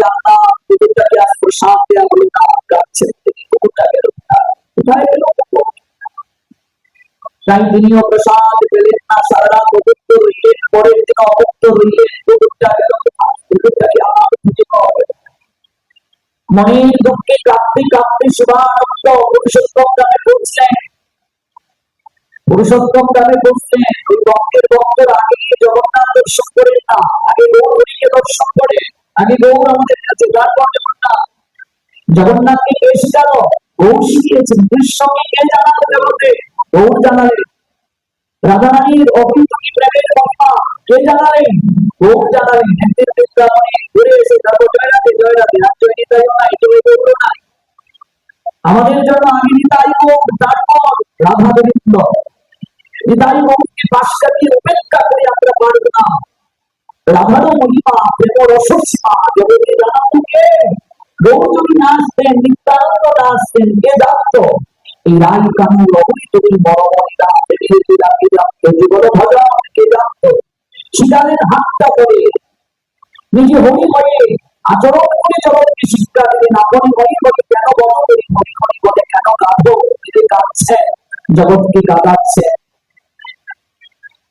জগন্নাথ শবরদের ভগবান ছিলেন, মূলত শবর মানে শিকারী। ওই শবরদের ভগবান বিশ্ব ভগবান হলেন, বিশ্বজনীন হলেন গৌরাঙ্গের জন্য।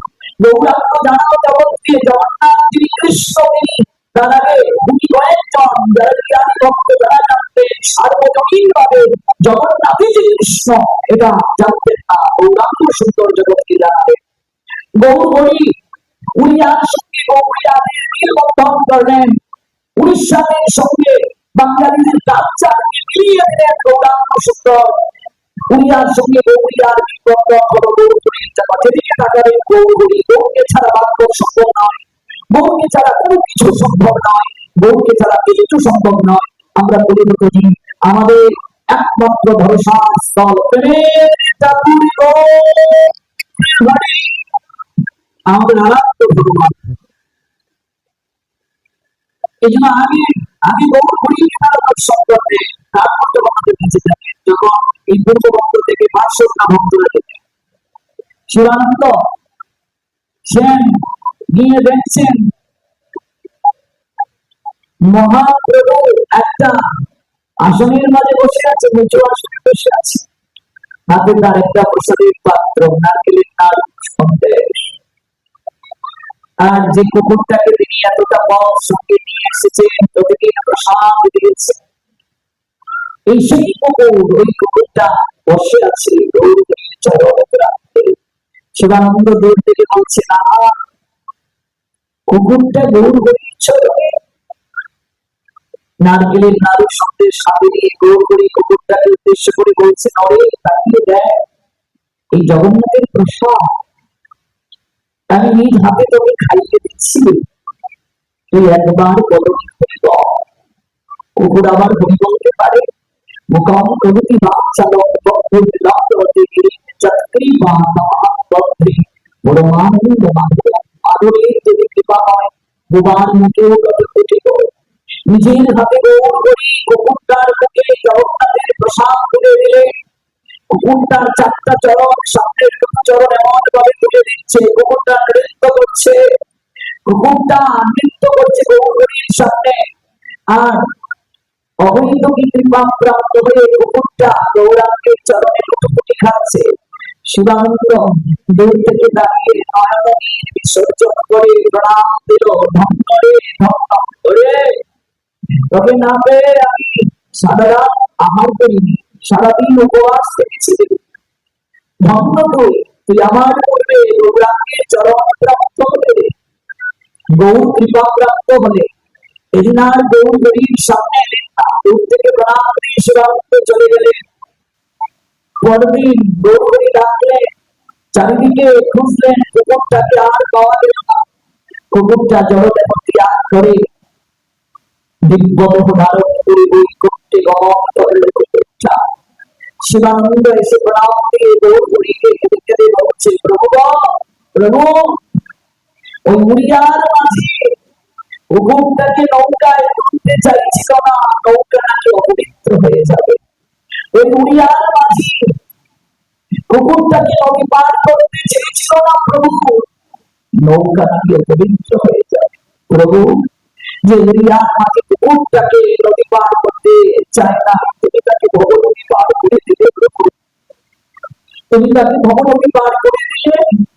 ধন্য ধন্য তোমার করুণা, ধন্য তোমার অমৃত কৃপা। আমি কেন কুকুর হলাম না? আমি আজ বলে দিলাম আমার কিচ্ছু প্রাপ্তি হবে না। আমি যদি কুকুর করে জন্ম নিতাম, ধন্য হতো আমার জীবন। গৌরাঙ্গ চরণে লুকিয়ে পড়ে কাছে গৌরবণী শিবানন্দকে আনন্দ দিয়ে বললেন, শিবা ও শিবানন্দ, এই কুকুরটা অবৈধ কৃপা প্রাপ্ত হলো, এটা আমার জন্য নয়। ও শিবা, ওই কুকুরটা বিরোধী তুমি না খেয়েছিলে সারা রাত সারাদিন। আমার ভক্ত না খেয়ে থাকলে আমি কি আর করতে পারি? শিবা, যদি আমার শত্রু কেউ থাকে আমি তাকে কৃপা করো না, দৃঢ় প্রতিজ্ঞায় আবদ্ধ থাকি। আমার কোন ভক্ত যদি আমার শত্রুকে উদ্ধারের জন্য আমার কাছে চলে আবেদন জানা, শিবা, আমি ভগবান হয়ে আমি তাকে মানতে পারি না। আমি নিজের হাতে গভীর রাতের মাঝে আমার শত্রুকে পর্যন্ত উদ্ধার করে দিয়ে দেয়। আমি ভক্ত, আমি ভক্তবৎসল ভগবান, আমি ভক্তের অধীন। তোমার কারণে কুকুর উদ্ধার পেল। শিবানন্দের কি আনন্দ, পিতাই প্রত্যেক কুকুর বলে দেব পুত্রকে আত্মসাৎ করে, কুকুরকে আত্মসাৎ করলে অবৈধ কি করুণায় এই মৌলবাজারে বিষ্ণু বলেরা বিষ্ণু চরণ চিহ্ন, যে চরণ থেকে গঙ্গার সৃষ্টি, যে চরণে অনন্ত কোটি বিশ্ব ব্রহ্মাণ্ড লয়প্রাপ্ত হয়ে যায়, সৃজিত হয়ে যায়। ওই দয়াসুরের ভক্তি যে চরণ, এই চরণ আলাদা নয়, একই তত্ত্ব। ওই চরণ দর্শন করে গৌরী কেঁদেছিলেন। পিতৃপুরুষের উদ্দেশ্যে পিণ্ডদানের জন্য কেঁদেছিলেন। এই বিশ্বদানের পিণ্ডদান নয়, গয়াতে পিণ্ডদান, এখানে পিণ্ডদান আলাদা নয়, সমকৃপা। গৌরী নয়নাইয়ে এসে গড়িয়ে গড়িয়ে কেঁদেছিলেন আর বলেছিলেন, আমি অসুর কেন হলাম না? একটা অসুর কৃপা প্রাপ্ত হলো, আমার সেই ভাগ্য হলো না, আমি কিন্তু অসুর হলাম না। গৌরী কেঁদেছিলেন। কাঁচা সোনার গায়ের গরম ফিসকারি নিয়ে অশ্রু নয়ন থেকে চলছে।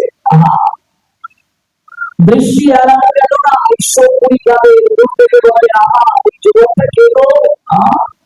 কৃষ্ণ কৃষ্ণ বলে এত কাঁদে, কে বুঝলি না? কে? কাছে এলেন, তাকিয়ে দেখছেন, আহা, এ তো ভগবান ব্রজবিহারী আসলি নদিয়া বিহারী হয়ে এলেন জগৎকে শিক্ষাদানের জন্য। ব্রজেশ্বরাজ বলেন কুকুরের ঈশ্বর, কিন্তু যদি আজ সকল জানাজানি হয়ে যায়, এটা তো পুষ্টি সাধিত হবে না। ঈশ্বর পরিবারকে দর্শন করে কাঁদতে কাঁদতে বেরিয়ে পড়েছিলেন। ওই দুটো চরণ জড়িয়ে ধরে কেঁদে কেঁদে বলেছিলেন, চৈতন্য ভাগবত বৃন্দাবন দাস সাধুর লিখলেন, প্রভু করে দয়া যন্ত্রা সকল আমার যতক্ষণে দেখলাম চরণ তোমার। আমি যে গয়াগামী এসেছি, তীর্থ পরিক্রমার জন্য এসেছি, ধাম দর্শনের জন্য এসেছি। আমার ধাম দর্শন, তীর্থ দর্শন ধন্য হলো আপনার মতো পরম বৈষ্ণবের চরণ দর্শন করার জন্য। মনে রাখবে, তীর্থের ধামে এসে সাধুর মুখে হরিকথা শুনতে হয়, সাধু সঙ্গীত পরিক্রমা করতে হয়, ধামের মহিমাদের ধাম ধাম পরিক্রমা করতে হয়। নইলে ওই ধামে গিয়ে মনে হবে এই তো গাছপালা দেখে এলাম, এই তো কি দেখে এলাম। আমি যখন ইন্ডিয়াতে পাঠ করতে গিয়েছিলাম, আমি নবদ্বীপে মায়াপুরে চৈতন্যমঠে আছি। আমাদের এই বাংলাদেশে আমার বাপের কিছু ভক্ত, তো ওনারা গিয়েছিলেন ধাম দর্শনে। যখন অনলাইনে দেখবেন আমি মায়াপুরে আছি, তো ওনারা নবদ্বীপ পরিক্রমায় ছিলেন, আমার সাথে সাক্ষাৎ করতে। তখন একজন মাতাজি বলেছিলেন যে যে বাবা, আমার স্বামীকে নিয়ে আমি এসেছি, সঙ্গে ওনার পরিক্রমা এসেছে, উনি উচ্চ পদস্থ চাকরিজীবী। ওই ধাম দর্শন করে, ধাম দর্শনের পর তার আনন্দ নেয়। রাধাকুণ্ডে গিয়ে স্নান করে রয়েছে, স্নান করবে। যখন আগ্রায় তাজমহল দেখতে গেলে ওই মাতাজি আমার কাছে বর্ণনা দিচ্ছেন, তখন আমার স্বামী বলছে, জীবনটা ধন্য হলো, তাজমহল দর্শন করে আমার জীবন ধন্য হলো। রাম দর্শনে গিয়ে তাজমহল দেখে তার জীবন ধন্য হয়ে গেল। এই জন্য ধাম তীর্থ দর্শন কিভাবে করতে হয় একটা শিক্ষা দিলেন শাস্ত্রী নরোত্তম দাস ঠাকুর। আমার যে সকল স্থান ঘেরিয়া মনোরঞ্জে মনের আনন্দে গৌরহরি যে সকল স্থান ভ্রমণ করেছেন, সেই সকল স্থান ঘেরিব আমি প্রণয়ী ভক্ত সঙ্গে, অনুরাগ পূর্ণ ভক্তের সঙ্গে। ধামের মহিমা তিনি অপ্রাকৃত মহিমা সাগরে ডুব দিয়ে ধাম দর্শন যখন আমরা করব, দেখবেন তীর্থ দর্শন যখন আমরা করব, জীবন ধন্য হয়ে যাবে। প্রভু কহে দয়া যাত্রা সফল বাবা, যতক্ষণে দেখিলাম চরণ তোমার, তীর্থে পিণ্ড দিলে স্তরে পিতৃগণ, যেই কালে পিণ্ড দেয় তরে শীঘ্রণ, তোমাদের দিলে কোটি পিতৃগণ অনাসে ভবের ভক্ত পায় বিমোচন। অতএব তীর্থ নহে তোমারও সমান, তীর্থেরও পরম করি ভক্তদের বিধান। গৌরহরি বলছে আমার তীর্থে আসা ধন্য হলো, ঈশ্বর বিবাদের চরণ দুটিতে রেখে রেখে বলেছে আজ আমার তীর্থে আসা ধন্য হলো, রাম দর্শন ধন্য হলো, আপনার সাধুকে দর্শন করে ঈশ্বর বিবাদের দুটো চরণ জড়িয়ে রেখে রেখে গৌরহরি বলছে আমার আজকে নাম তথা তীর্থ দর্শন ধন্য হলো। তীর্থে যার উদ্দেশ্যে পিণ্ড দান করা হয় সেই ব্যক্তিটি কেবল উদ্ধার প্রাপ্ত হয়, যার উদ্দেশ্যে পিণ্ড দান করা হয় সেই ব্যক্তি উদ্ধার প্রাপ্ত হয়। কিন্তু একজন যথার্থ বৈষ্ণব দর্শন করে পিতৃপুরুষগণ অনাসে ভবের বন্ধন থেকে মুক্তি লাভ করে যায়। তাই গৌরহরি বললেন অতএব তীর্থ নহে তোমার সমান, একজন সাধুর তীর্থ থেকেও পরম পরম মানে শ্রেষ্ঠ, অতএব তীর্থ নহে তোমার সমান, তীর্থেরও পরম তুমি মঙ্গল বিধান। গৌরহরি গলবস্তিতা দেবী ঈশ্বর পরিবাদের কাছে ভিক্ষা চাইছে। ভিক্ষাটা কি? কৃষ্ণ পাদ ভক্তির অমৃত রসপান। যেগুলো বাক্যতে আছে গীতা, আমার এই গড়াও তুমি এই চাহিদা, আমি একটাই ভিক্ষা চাই, আমাকে আপনি কৃষ্ণ নামামৃত আশীর্বাদ করে, কৃষ্ণ নামামৃতে আমাকে স্নাত করুন। কৃষ্ণ পাদ ভক্তির অমৃত রসপান, আমার এই গড়াও তুমি এই চাহিদা, সংসার বন্ধন হইতে উদ্ধার করে এই আমি দেহ সমর্পণ দিলাম তোমারে, আমার এই দেহ আমার এই মন তুমি আপনার জন্য সমর্পণ করে দিলাম। বৈষ্ণব ঠাকুর ঈশ্বর পরিবারকে দর্শন করে বলছে আমাকে কৃপা করো। এই যে ঈশ্বর পরিবারের চরণে নিজেকে সঁপে দিয়ে কৃপা প্রাপ্ত হয়ে এই গয়া থেকে গৌরহরি ফিরলেন এক নতুন গৌরহরি। এই বিশ্বম্বরকে সে তিনি চিনতে পারছেন না, এই বিশ্বম্বরকে এক নতুন বিশ্বম্বর। নবদ্বীপের লোকের পূর্ণিমাই বলে তো আমাদের নিমাই নয়। আরে আগের দুরন্ত চঞ্চল নিমাই আর ঘরের নিমাই তো এক নয় গো। কি দেখছি কবু হাসে কবু কাঁদে কবু ধুলায় ঘোরাঘুরি যায়, কখনো নাচছে কখনো গাইছে। কি ভাব উঠিল মনে কাঁদতে আনন্দ পেটে শোনার ধুলা থেকে কাঁদছে, আবার কখনো লুটিয়ে পড়ছে ওকে বলে দাঁড়া দাঁড়া, দুই নয়নের বলে ধারা ফিরে যায় না, কথা বলে না ওকে বাধা আছে কি কারণ বিরাগের সঙ্গে বিরাগের সঙ্গে বলা হচ্ছে না, কাঁদতে কাঁদতে লুটিয়ে পড়ছে। এই যে অনুভব এখানে স্বয়ং ভগবান হয়ে দেখালেন, দেখো গুরু বৈষ্ণব কৃপা ছাড়া সম্ভব নয়, তার করুণা ছাড়া সম্ভব। ঈশ্বর পুরীর কৃপা হলো গৌরহরি আগে দুরন্ত করা দেখালে, আজকে তিনি ভাবে বিভোর হলে এখানে থেকে গুরু বৈষ্ণব কৃপাটা দরকার, গুরু বৈষ্ণবের কৃপা কতটা দরকার। তো দেখুন যখন সন্ন্যাসীর পর গৌরহরি ঈশ্বর পরিবারের আবির্ভাব স্থান আদি শহর, যদি কোনোদিন আপনারা যান ঈশ্বর পরিবারের আবির্ভাব স্থানটা হচ্ছে হালি শহর, কুমার ভট্ট হালি শহর, আমি পশ্চিমবঙ্গেই পড়েছি। যদি কোনোদিন আপনারা যান এই জায়গায় দেখবেন সেখানে একটা একটা পুকুর আছে চমৎকার, চৈতন্য ডুবা এই পুকুরটার নাম। ওটা যখন মহাপ্রভু জানলেন ঈশ্বর পরিবার লীলা সংবরণ করে চলে গেছে, তখন তিনি কাঁদতে কাঁদতে নৌকায় কাঁদছিল, নৌকায় এলেন আর ঈশ্বর পরিবারের আবির্ভাব স্থানীকে প্রণাম দিলেন। গুরুপাঠ সর্বপ্রথম তিনি সন্ন্যাসী তখন গড়াগড়ি দিলেন, সাষ্টাঙ্গে প্রণাম দিয়ে গড়াগড়ি দিলেন, আর সেই জায়গার মাটি সাদা গায়ে বাঁধলেন। ওই আঙ্গিনা থেকে পশ্চিম মাটি দিলেন, মাটি নিয়ে তিলক করলেন, গৌর বলি বললেন গুরুদেবের যে আবির্ভাব স্থান, এটা তীর্থ, এটা ধাম তুল্য। ওই জায়গায় থেকে মাটি নিয়ে তিনি তিলক দিলেন। যখন গৌর বলি মাটি নিলেন, যত ভক্তরা আছে সবাই এক মুষ্টি করে মাটি নিতে শুরু করে। ওই মাটি নিতে নিতে একটা গর্ত হয়ে গেল ওই জায়গাটা। ইউটিউবে সার্চ করবেন চৈতন্য ডোবা, দেখবেন বের হয়ে যাবে, দর্শন করতে পারবেন। যখন সবাই একটু একটু করে মাটি নিতে শুরু করলো, একটা ডোবা নিয়ে হয়ে গেল চৈতন্য ডোবা। মানে ঈশ্বর পরিবারের আবির্ভাব স্থানের মৃত্তিকা নিয়ে গৌর হরি সার্বভৌমকে তিলক করলেন। এই মৃত্তিকাকে কতটা পবিত্র জ্ঞান করছে। গুরু নিষ্ঠা কাকে বলে দেখুন, গুরু নিষ্ঠা। এই গুরু নিষ্ঠা বৈষ্ণব নিষ্ঠা ছাড়া হয় না, নতুবা অহংকার এসে যাবে। অহংকার যখন চিত্তে আসবে আমরা সব হারাবো। এবার মনে আছে তো গতকাল যেখানে শুরু করেছিলাম ওই ব্রজমন্ডলে, যেখানে আমরা গতকাল পাঠ শেষ করেছিলাম, সেখান থেকে আর কিছুটা সময় শুনবো। আমাদের নির্ধারিত সময় 11টা পর্যন্ত আছে। আর একটু নিমন্ত্রণ সবাইকে আমি জানিয়ে দিচ্ছি, আগামীকাল শনিবার রাখের উপবাস এই মন্দিরে। আপনারা জানেন লোকনাথ ব্রহ্মচারী বাবার একটা বিশেষ অনুষ্ঠান এবং প্রদীপ প্রজ্বলন হবে আগামীকাল। আপনারা এই রাখের উপবাসে অংশগ্রহণ করুন, প্রদীপ প্রজ্বলনে অংশগ্রহণ করুন এবং চমৎকার একটা মন্দির দেখুন।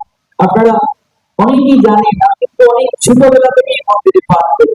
কেমন আজকে যেভাবে পাঠ করতে একেবারে যখন ছোট অনার্স ফার্স্ট ইয়ার করি, তখন আমি এই মন্দিরে পাঠ করেছিলাম। তখন মঞ্জু গোপাল দেব, কিশোরী বদ্রদেব শ্যামল, ওনারা নাম লিখে রেখেছেন। আমার এখনো মনে পড়ে মঞ্জু গোপাল দেব সুকাস প্রদেশে কবিরাজার মেলা আমার পাঠিয়ে করে তিনি আমাকে ঘাড়ে নিয়ে নৃত্য করেছিলেন। খুব ছোট ছিলাম তো, ঘাড়ে নিয়ে নৃত্য করেছিলেন এই কিশোরী বদ্রদেব শ্যামল আমাকে খুব ভালো লাগছে। তো অনেক ছোটবেলা থেকে কিন্তু আমি এই মন্দিরে পাঠ করি। এই লোকনাথ বাবার মন্দিরের সঙ্গে আমার একটা যোগসূত্র আছে।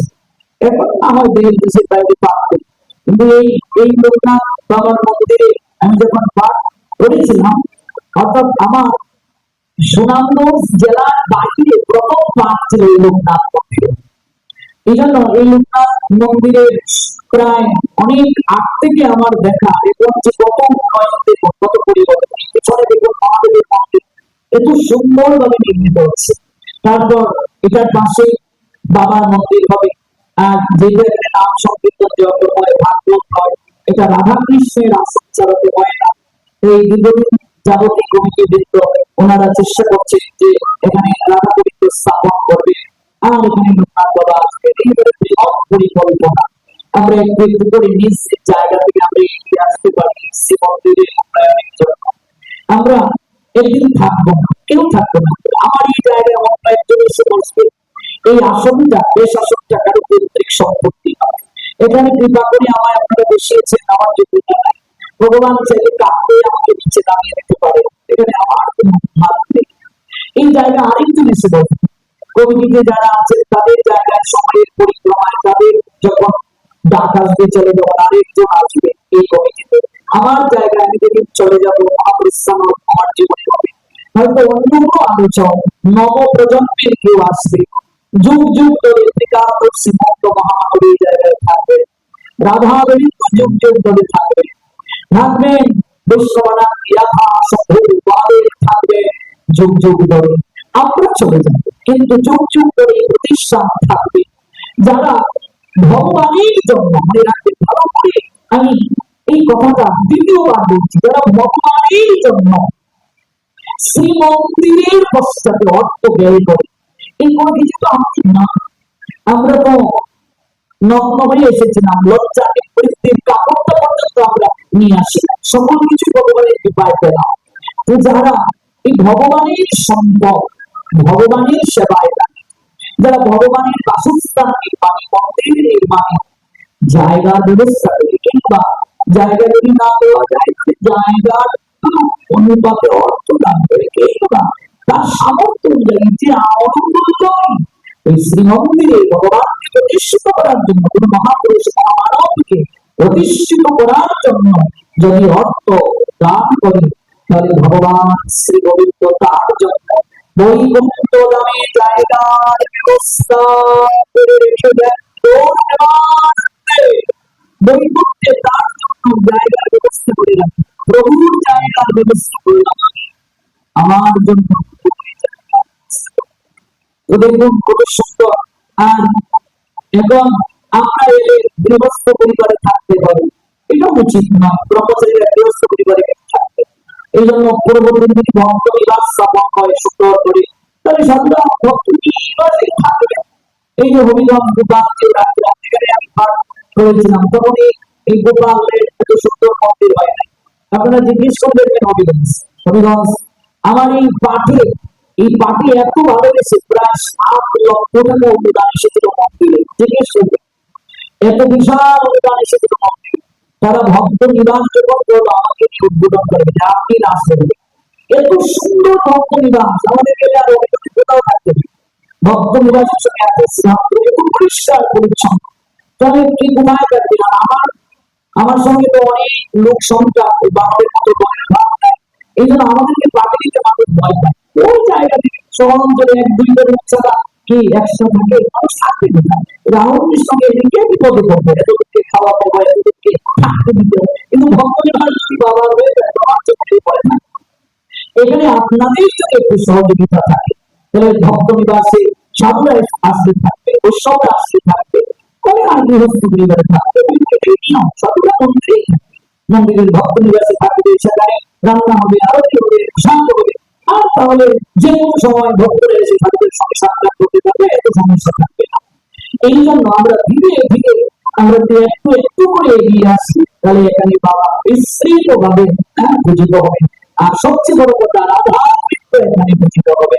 ধীরে ধীরে তাদের যে বিশাল পরিকল্পনা, এই লোকনাথ সেবাশ্রমে কমিটি বৃন্দের, সেবক বৃন্দের, এটা সত্যি আমার কাছে অভিনব একটা পরিকল্পনা মনে হয়েছে। আর এই পরিকল্পনাকে আমরা নিজ নিজ জায়গা থেকে আমরা সাফল্যমণ্ডিত করতে পারি। এখানে অনেক ব্যবসায়ী আমরা আছি, আমরা একদিন করে অনেক আমরা ভক্ত এসেছি। দেখবেন এই কমিটি বৃন্দ দ্বারা একটা অফিস করে রেখেছে, একটা প্রোগ্রাম প্রসাদের ব্যবস্থা, এরকম প্রতিদিন এইভাবে প্রসাদ আমি সারা বাংলায় ঘুরে গেলেন, প্রতিদিন এত ঢালাও করে প্রসাদ, এটা চাকরিটাই কথা। এখানে বিদ্যাদর্শী মন্ত্র লোকনাথ কর্মচারী বাবার বিশেষ কৃপা। আর এই লোকনাথ কর্মচারী বাবার জন্য সত্যি ওদের অনেক বন্ধুরা আছে, প্রেম আছে, ভক্তি আছে। এই প্রেম ভক্তি না থাকলে এমন হয় না। এত বড় বড় উৎসব হয় না, প্রেমী চলছে, এরপরে দেখবেন এখন একটা উৎসব লেগেই আছে। এই লোকনাথ এই মন্দিরে একটা বিশেষ কৃতিত্ব আছে। এই মন্দিরে আর হোক না হোক, এই মন্দিরের প্রতি সবার একটা আকর্ষণ আছে, এই মন্দিরে সবার একটা অনুরাগ আছে, ভক্তি আছে। এই জন্য আমি আসি বা না আসি, অন্য কেউ আসুক, ভাগ্য হোক, আমাকে তো সারা বাংলায় সময় দিতে হয়, কিন্তু আমি চাই এই মন্দির আরো সুন্দর হোক, এখানে বাবা সুন্দরভাবে প্রতিষ্ঠিত হোক, প্রতিষ্ঠিত করে রাখা হবে। এই জন্য আমরা নিজ নিজ জায়গা থেকে এগিয়ে আসবো।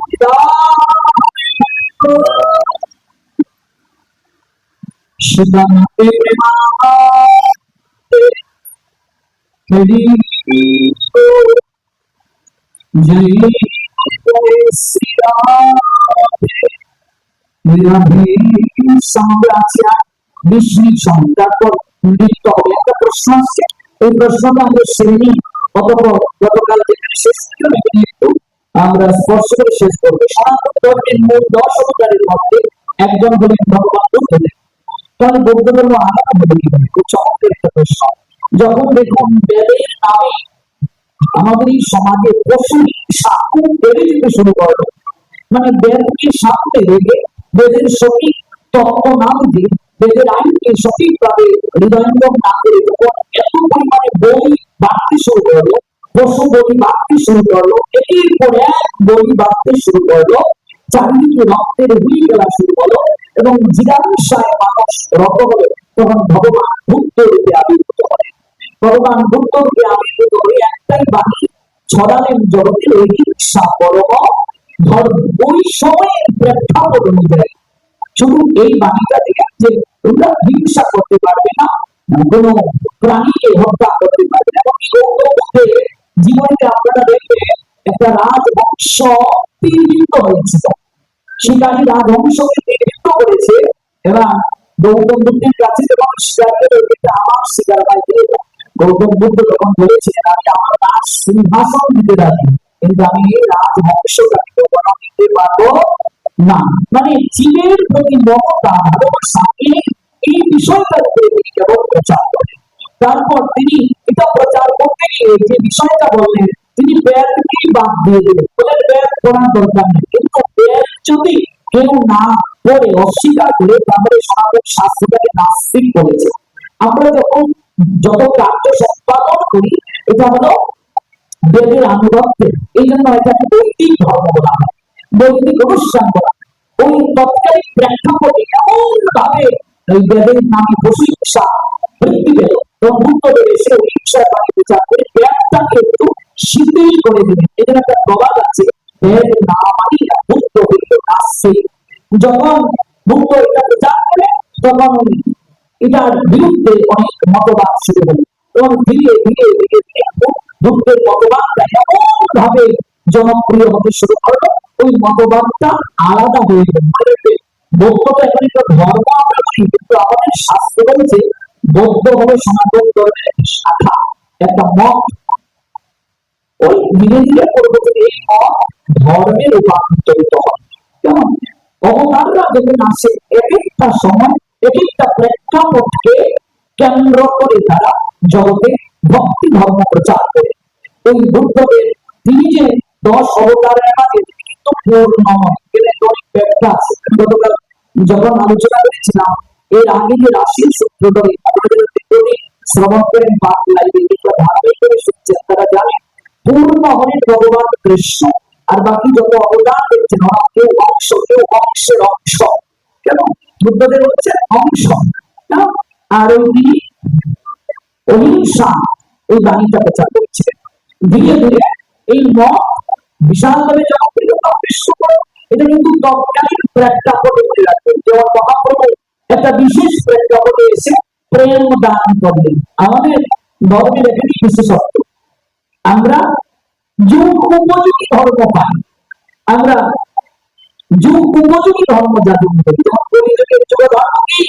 হরিনাম সংকীর্তন। এই হরিনাম সংকীর্তন কি সত্যতা তাৎপর্য যুগ ধর্ম ছিল? না, যুগ ধর্মটা যুগ অবতার কিন্তু বুদ্ধ নয়, কেমন বংশ সদৃশ। আর তিনি ওই অহিংসা ধর্ম প্রচার করেছিলেন। ধীরে ধীরে ওই মতবাদটা আলাদা হয়ে গেল। আর বেদকে কিন্তু তিনি অস্বীকার করেছিলেন, ওই বিশেষ করে ওই পশু বধকে হত্যা থেকে থামানোর জন্য, হিংসা থামানোর জন্য। তখন ওই বেদ না মানিয়া বুদ্ধ হলো নাস্তিক, এই তার মতবাদটা আলাদা মতবাদে রূপান্তরিত হলো। আর ধীরে ধীরে তখন এটা ওই অহিংসার ধর্ম বা বৌদ্ধ ধর্মে রূপান্তরিত হলো, পরিণত হলো। প্রশ্নটা তিনি করেছেন, অসংখ্য ধন্যবাদ। এই জন্য আমরা ওই বুদ্ধকে জগন্নাথের নিয়ে ভালোবাসি। দেখবেন আপনারা যখন জগন্নাথ দর্শনে যাবেন, সেখানে দেখবেন 10 অবতারের ছবি আছে, দেখবেন বুদ্ধের জায়গায় Jagannath. Buddha is equal to Jagannath. কেমন বিষয়ে অনেক তত্ত্ব আছে, আমরা সেদিকে আমরা যাচ্ছি না। তো আমি বলেছিলাম সকল কিছুই গৌণ হয়ে যায় যদি চিত্তে অহংকার আসে, এই কথাটা আমি বলেছিলাম। তো অহংকার যখন গতিদের মাঝে আসছে, মনে হচ্ছিল গতিদের আলোচনা, যখন এক একজন গতি নিজেদেরকে ভাবছে আমার সৌভাগ্যশী আর কেউ হতে পারে না, কৃষ্ণ আমার সঙ্গে নৃত্য করছেন, কৃষ্ণ আমার সঙ্গে আনন্দ বিলাস করছেন, আমার মতো সৌভাগ্যশী আর কেউ নয়। অকর্ম মানিত কর্ম আপনার সকলে আমার সমাকার করিল, ভূমণ্ডলে আমার মতো তুল্য জগতে কি আছে গো? কৃষ্ণ তাহা বুঝিয়া, কৃষ্ণ যখন এটা বুঝলেন, কৃষ্ণ তাহা বুঝিয়া ভাবেন মনে মনে আমার বুঝিতে মনে অহংকার এসে গেছে। অহংকার দ্বারা যে আমাকে পাওয়া যায় না, আমার একটা নামকে দর্প মানিত না, এটা তো আমায় বুঝাতে হবে। রাস মণ্ডপ থেকে এক প্রধান সবকে নিয়ে গোবিন্দ অন্তর্ধান হয়ে গেলেন। যারা ধারাবাহিকভাবে শুনছেন তারা বুঝবেন, অনেকে বুঝবেন যারা প্রথমে যদি নাস্তিকে কোথা থেকে আপনি পাঠ করছেন, এটা আমরা কখনো শেষ করেছিলাম এই জায়গায়। প্রধান গোপীকে নিয়ে তিনি অন্তর্ধান হয়ে গেলেন, আলাদা হয়ে গেলেন। তখন গোপীরা খুঁজে পাচ্ছে না। পরীক্ষিত প্রশ্ন করলেন সুখদেব গোস্বামীকে, মহাত্মা গোপীদের অন্তর বুঝতে পারছি একেবারে গুমড়ে বুঝতে গিয়েছে, অন্তর তাদের গুমড়ে গুমড়ে কাঁদছে।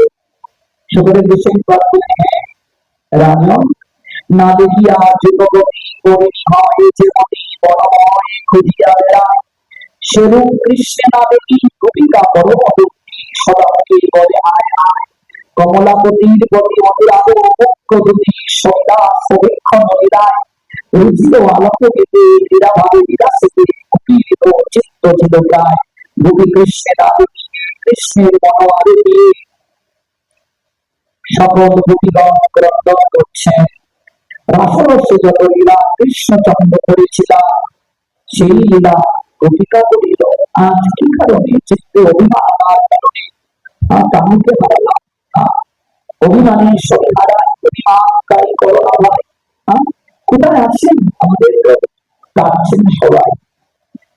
কাঁদতে কাঁদতে অশ্বত বৃক্ষটি জড়িয়ে ধরে কোন এক গোপী বলছে, শুনো হে বৃক্ষ অশ্বত, নগ্ন ছোট কবিত্ব নগ্ন দেখেছ কি বলে, চোর সম গেল বলি গোপী মন চুরি করি, প্রেম হাস্য সহচারিতে বলো না অশ্বত বৃক্ষ।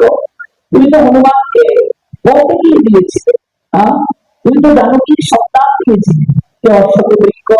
তুমি কি দেখেছো আমাদের শ্যাম সুন্দরকে কোন পথ দিয়ে গিয়েছে, একবার বলো না কোন পথ দিয়ে তিনি গিয়েছেন, একবার বলো। মানিনী বুকের গর্ব হাস্য করি করো খর্ব, বলাইয়া গেল এই স্থানীয় অভিমান করেছিলাম, আমাদের চিন্তা অহংকার নিয়ম করেছিলাম, এই জন্য আমাদের প্রাণগুলো আমাদের ছেড়ে চলে গেল। বলো না তুমি কি দেখেছো কখনো বা তুলসীর কাছে গিয়ে বসে তুলসী গোবিন্দ চরণ প্রিয়ে, তুমি তো কল্যাণী মেয়ে, তুমি তো কৃষ্ণ প্রিয়া, বলো তো তুলসী কোথায় আমাদের কৃষ্ণ লুকায়িত, যদি দেখে থাকো একটু গান বলো।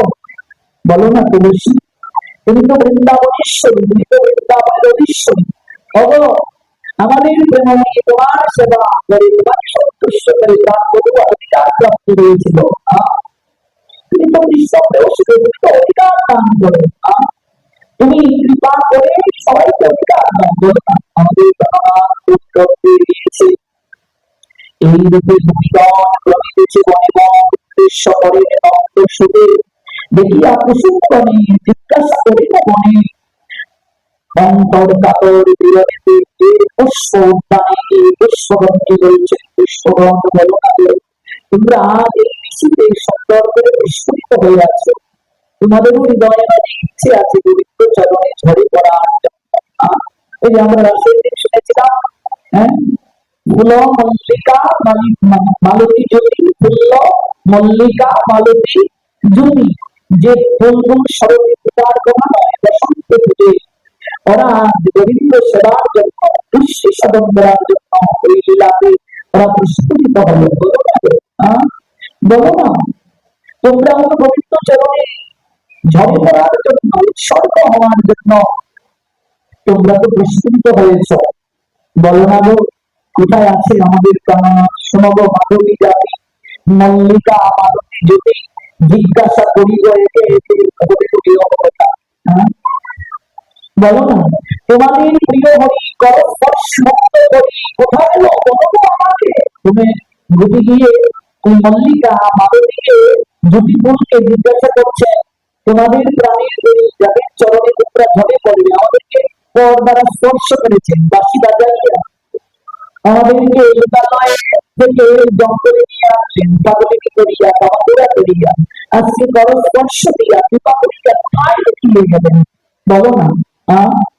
শোনো মাধবী জাতি হে মাধবী লতা, বলো না মল্লিকা মালতী জ্যোতি হে পুষ্পবিদ্যা, বলো না জিজ্ঞাসা করিব তোমাদের তোমাদের প্রিয় হরি করো স্পর্শ মুক্ত করি কোথা গেলে, বলো আমাকে গোপীগণে বিরাম দিয়ে গেলা তুমি কোন পথে, দেখেছ কি বলো বছর কখনো এক বুকে গিয়ে তাল বনে বলছেন তারা পিয়ালকে, বলো না শোনো হে তাল পিয়াল বনসে গলা সুসান যজ্ঞ অর্ক বকুল অসান বিল্ল নিম্ব কবত্তাদি উপকার করা তাকিতে শীতল কারণ, হে বিল্ল পুষ্প বলো না, হে কদম্ব পুষ্প, হে দেবী কদম্ব পুষ্প, হে তাল তোমরা তো দাঁড়িয়েছিলে আমরা না হয় দেখিনি, তোমরা তো দেখেছো, একবার বলো না আমাদের তোমাদের প্রাণ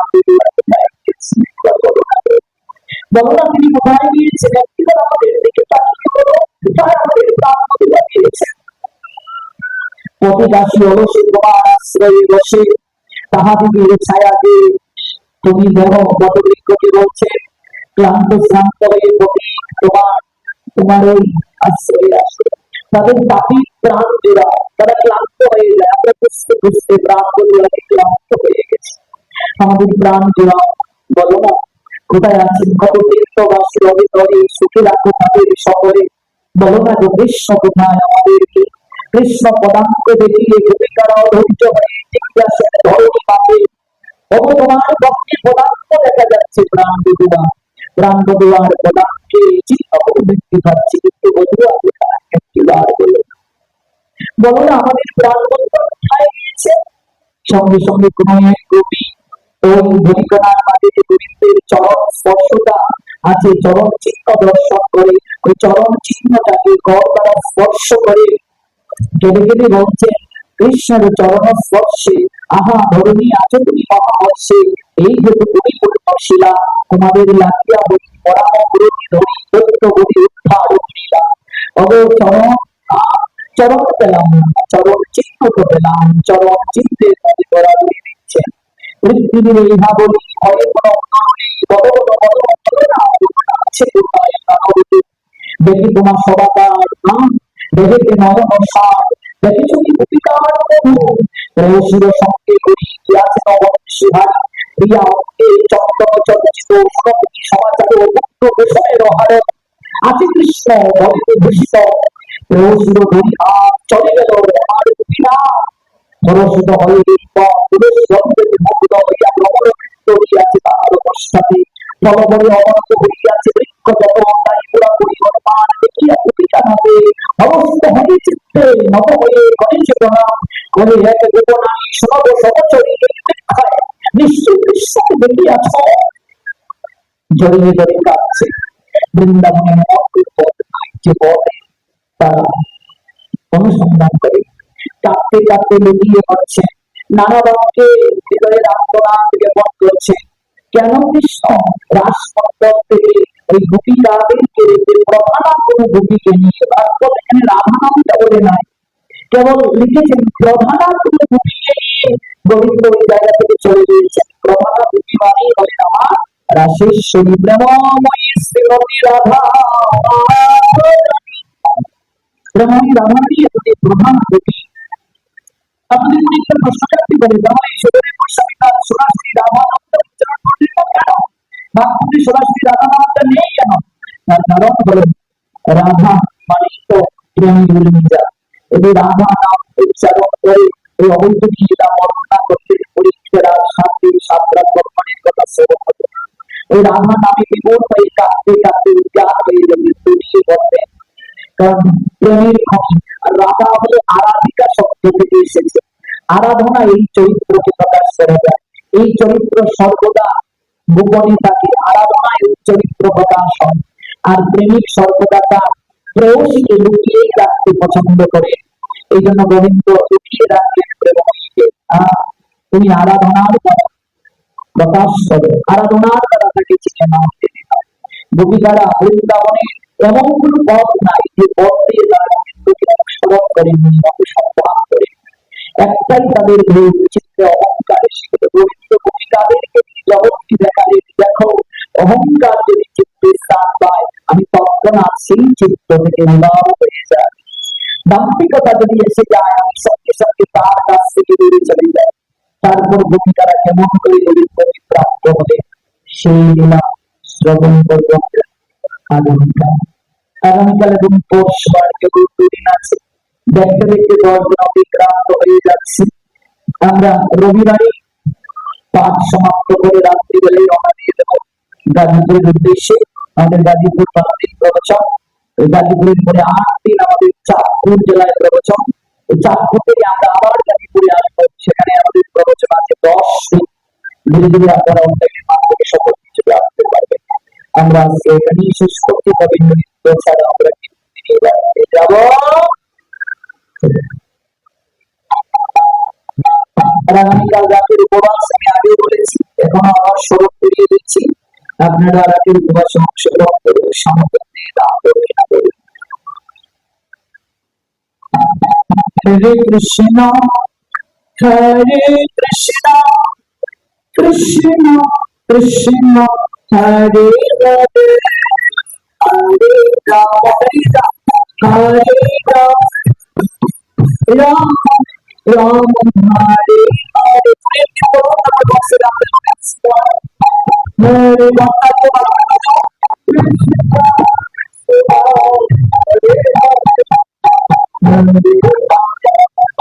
Hare Hare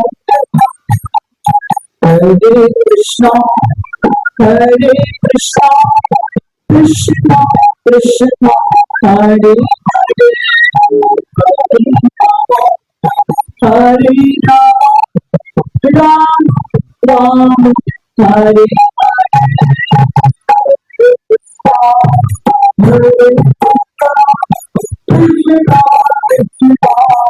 Hare সবাই নৃত্য করো,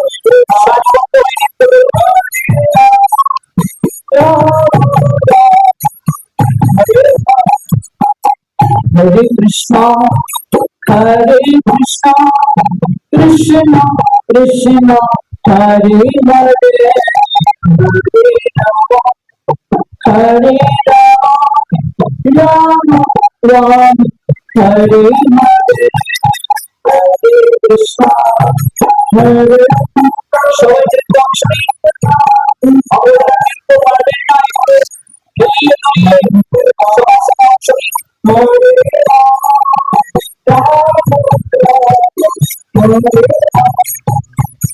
Hare Krishna, Hare Krishna, Krishna Krishna, Hare Hare, Hare Rama,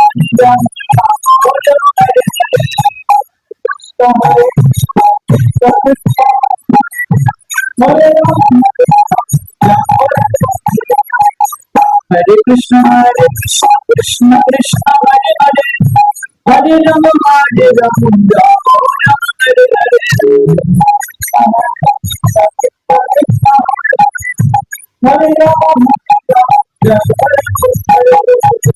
Hare Krishna, Hare Krishna, Krishna Krishna, Hare Hare, Hare Rama, Hare Rama, Rama Rama, Hare Krishna, Hare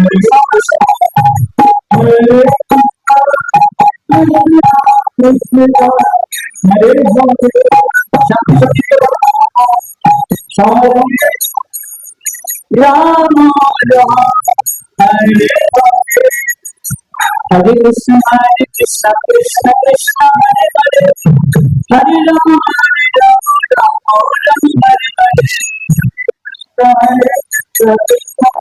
Rama, Rama Rama, Hare Hare, Hare Krishna, Hare Hare Krishna, Hare Krishna, Krishna Krishna, Hare Hare, Hare Rama, Hare Rama, Rama Rama, Hare Hare. सबके साथ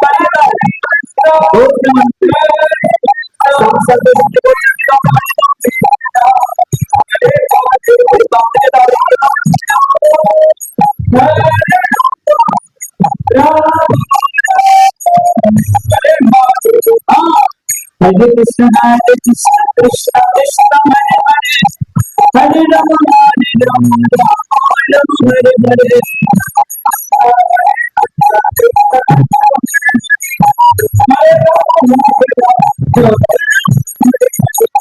Hare Krishna, Hare Krishna, Krishna Krishna, Hare Hare, Hare Rama, Hare Rama, Rama Rama, Hare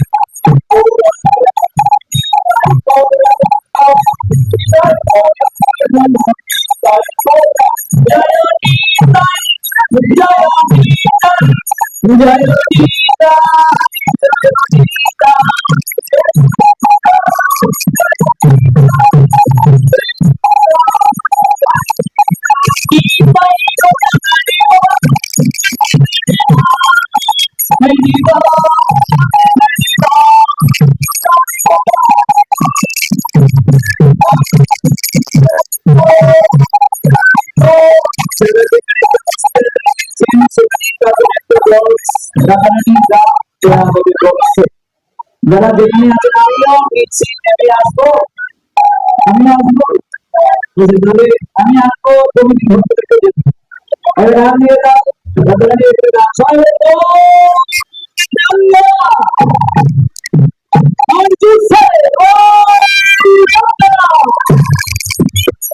নিত্য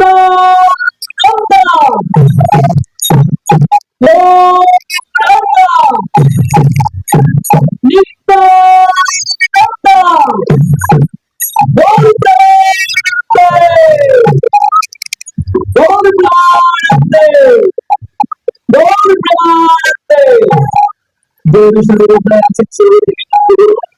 গানদের ব্যবস্থা করতে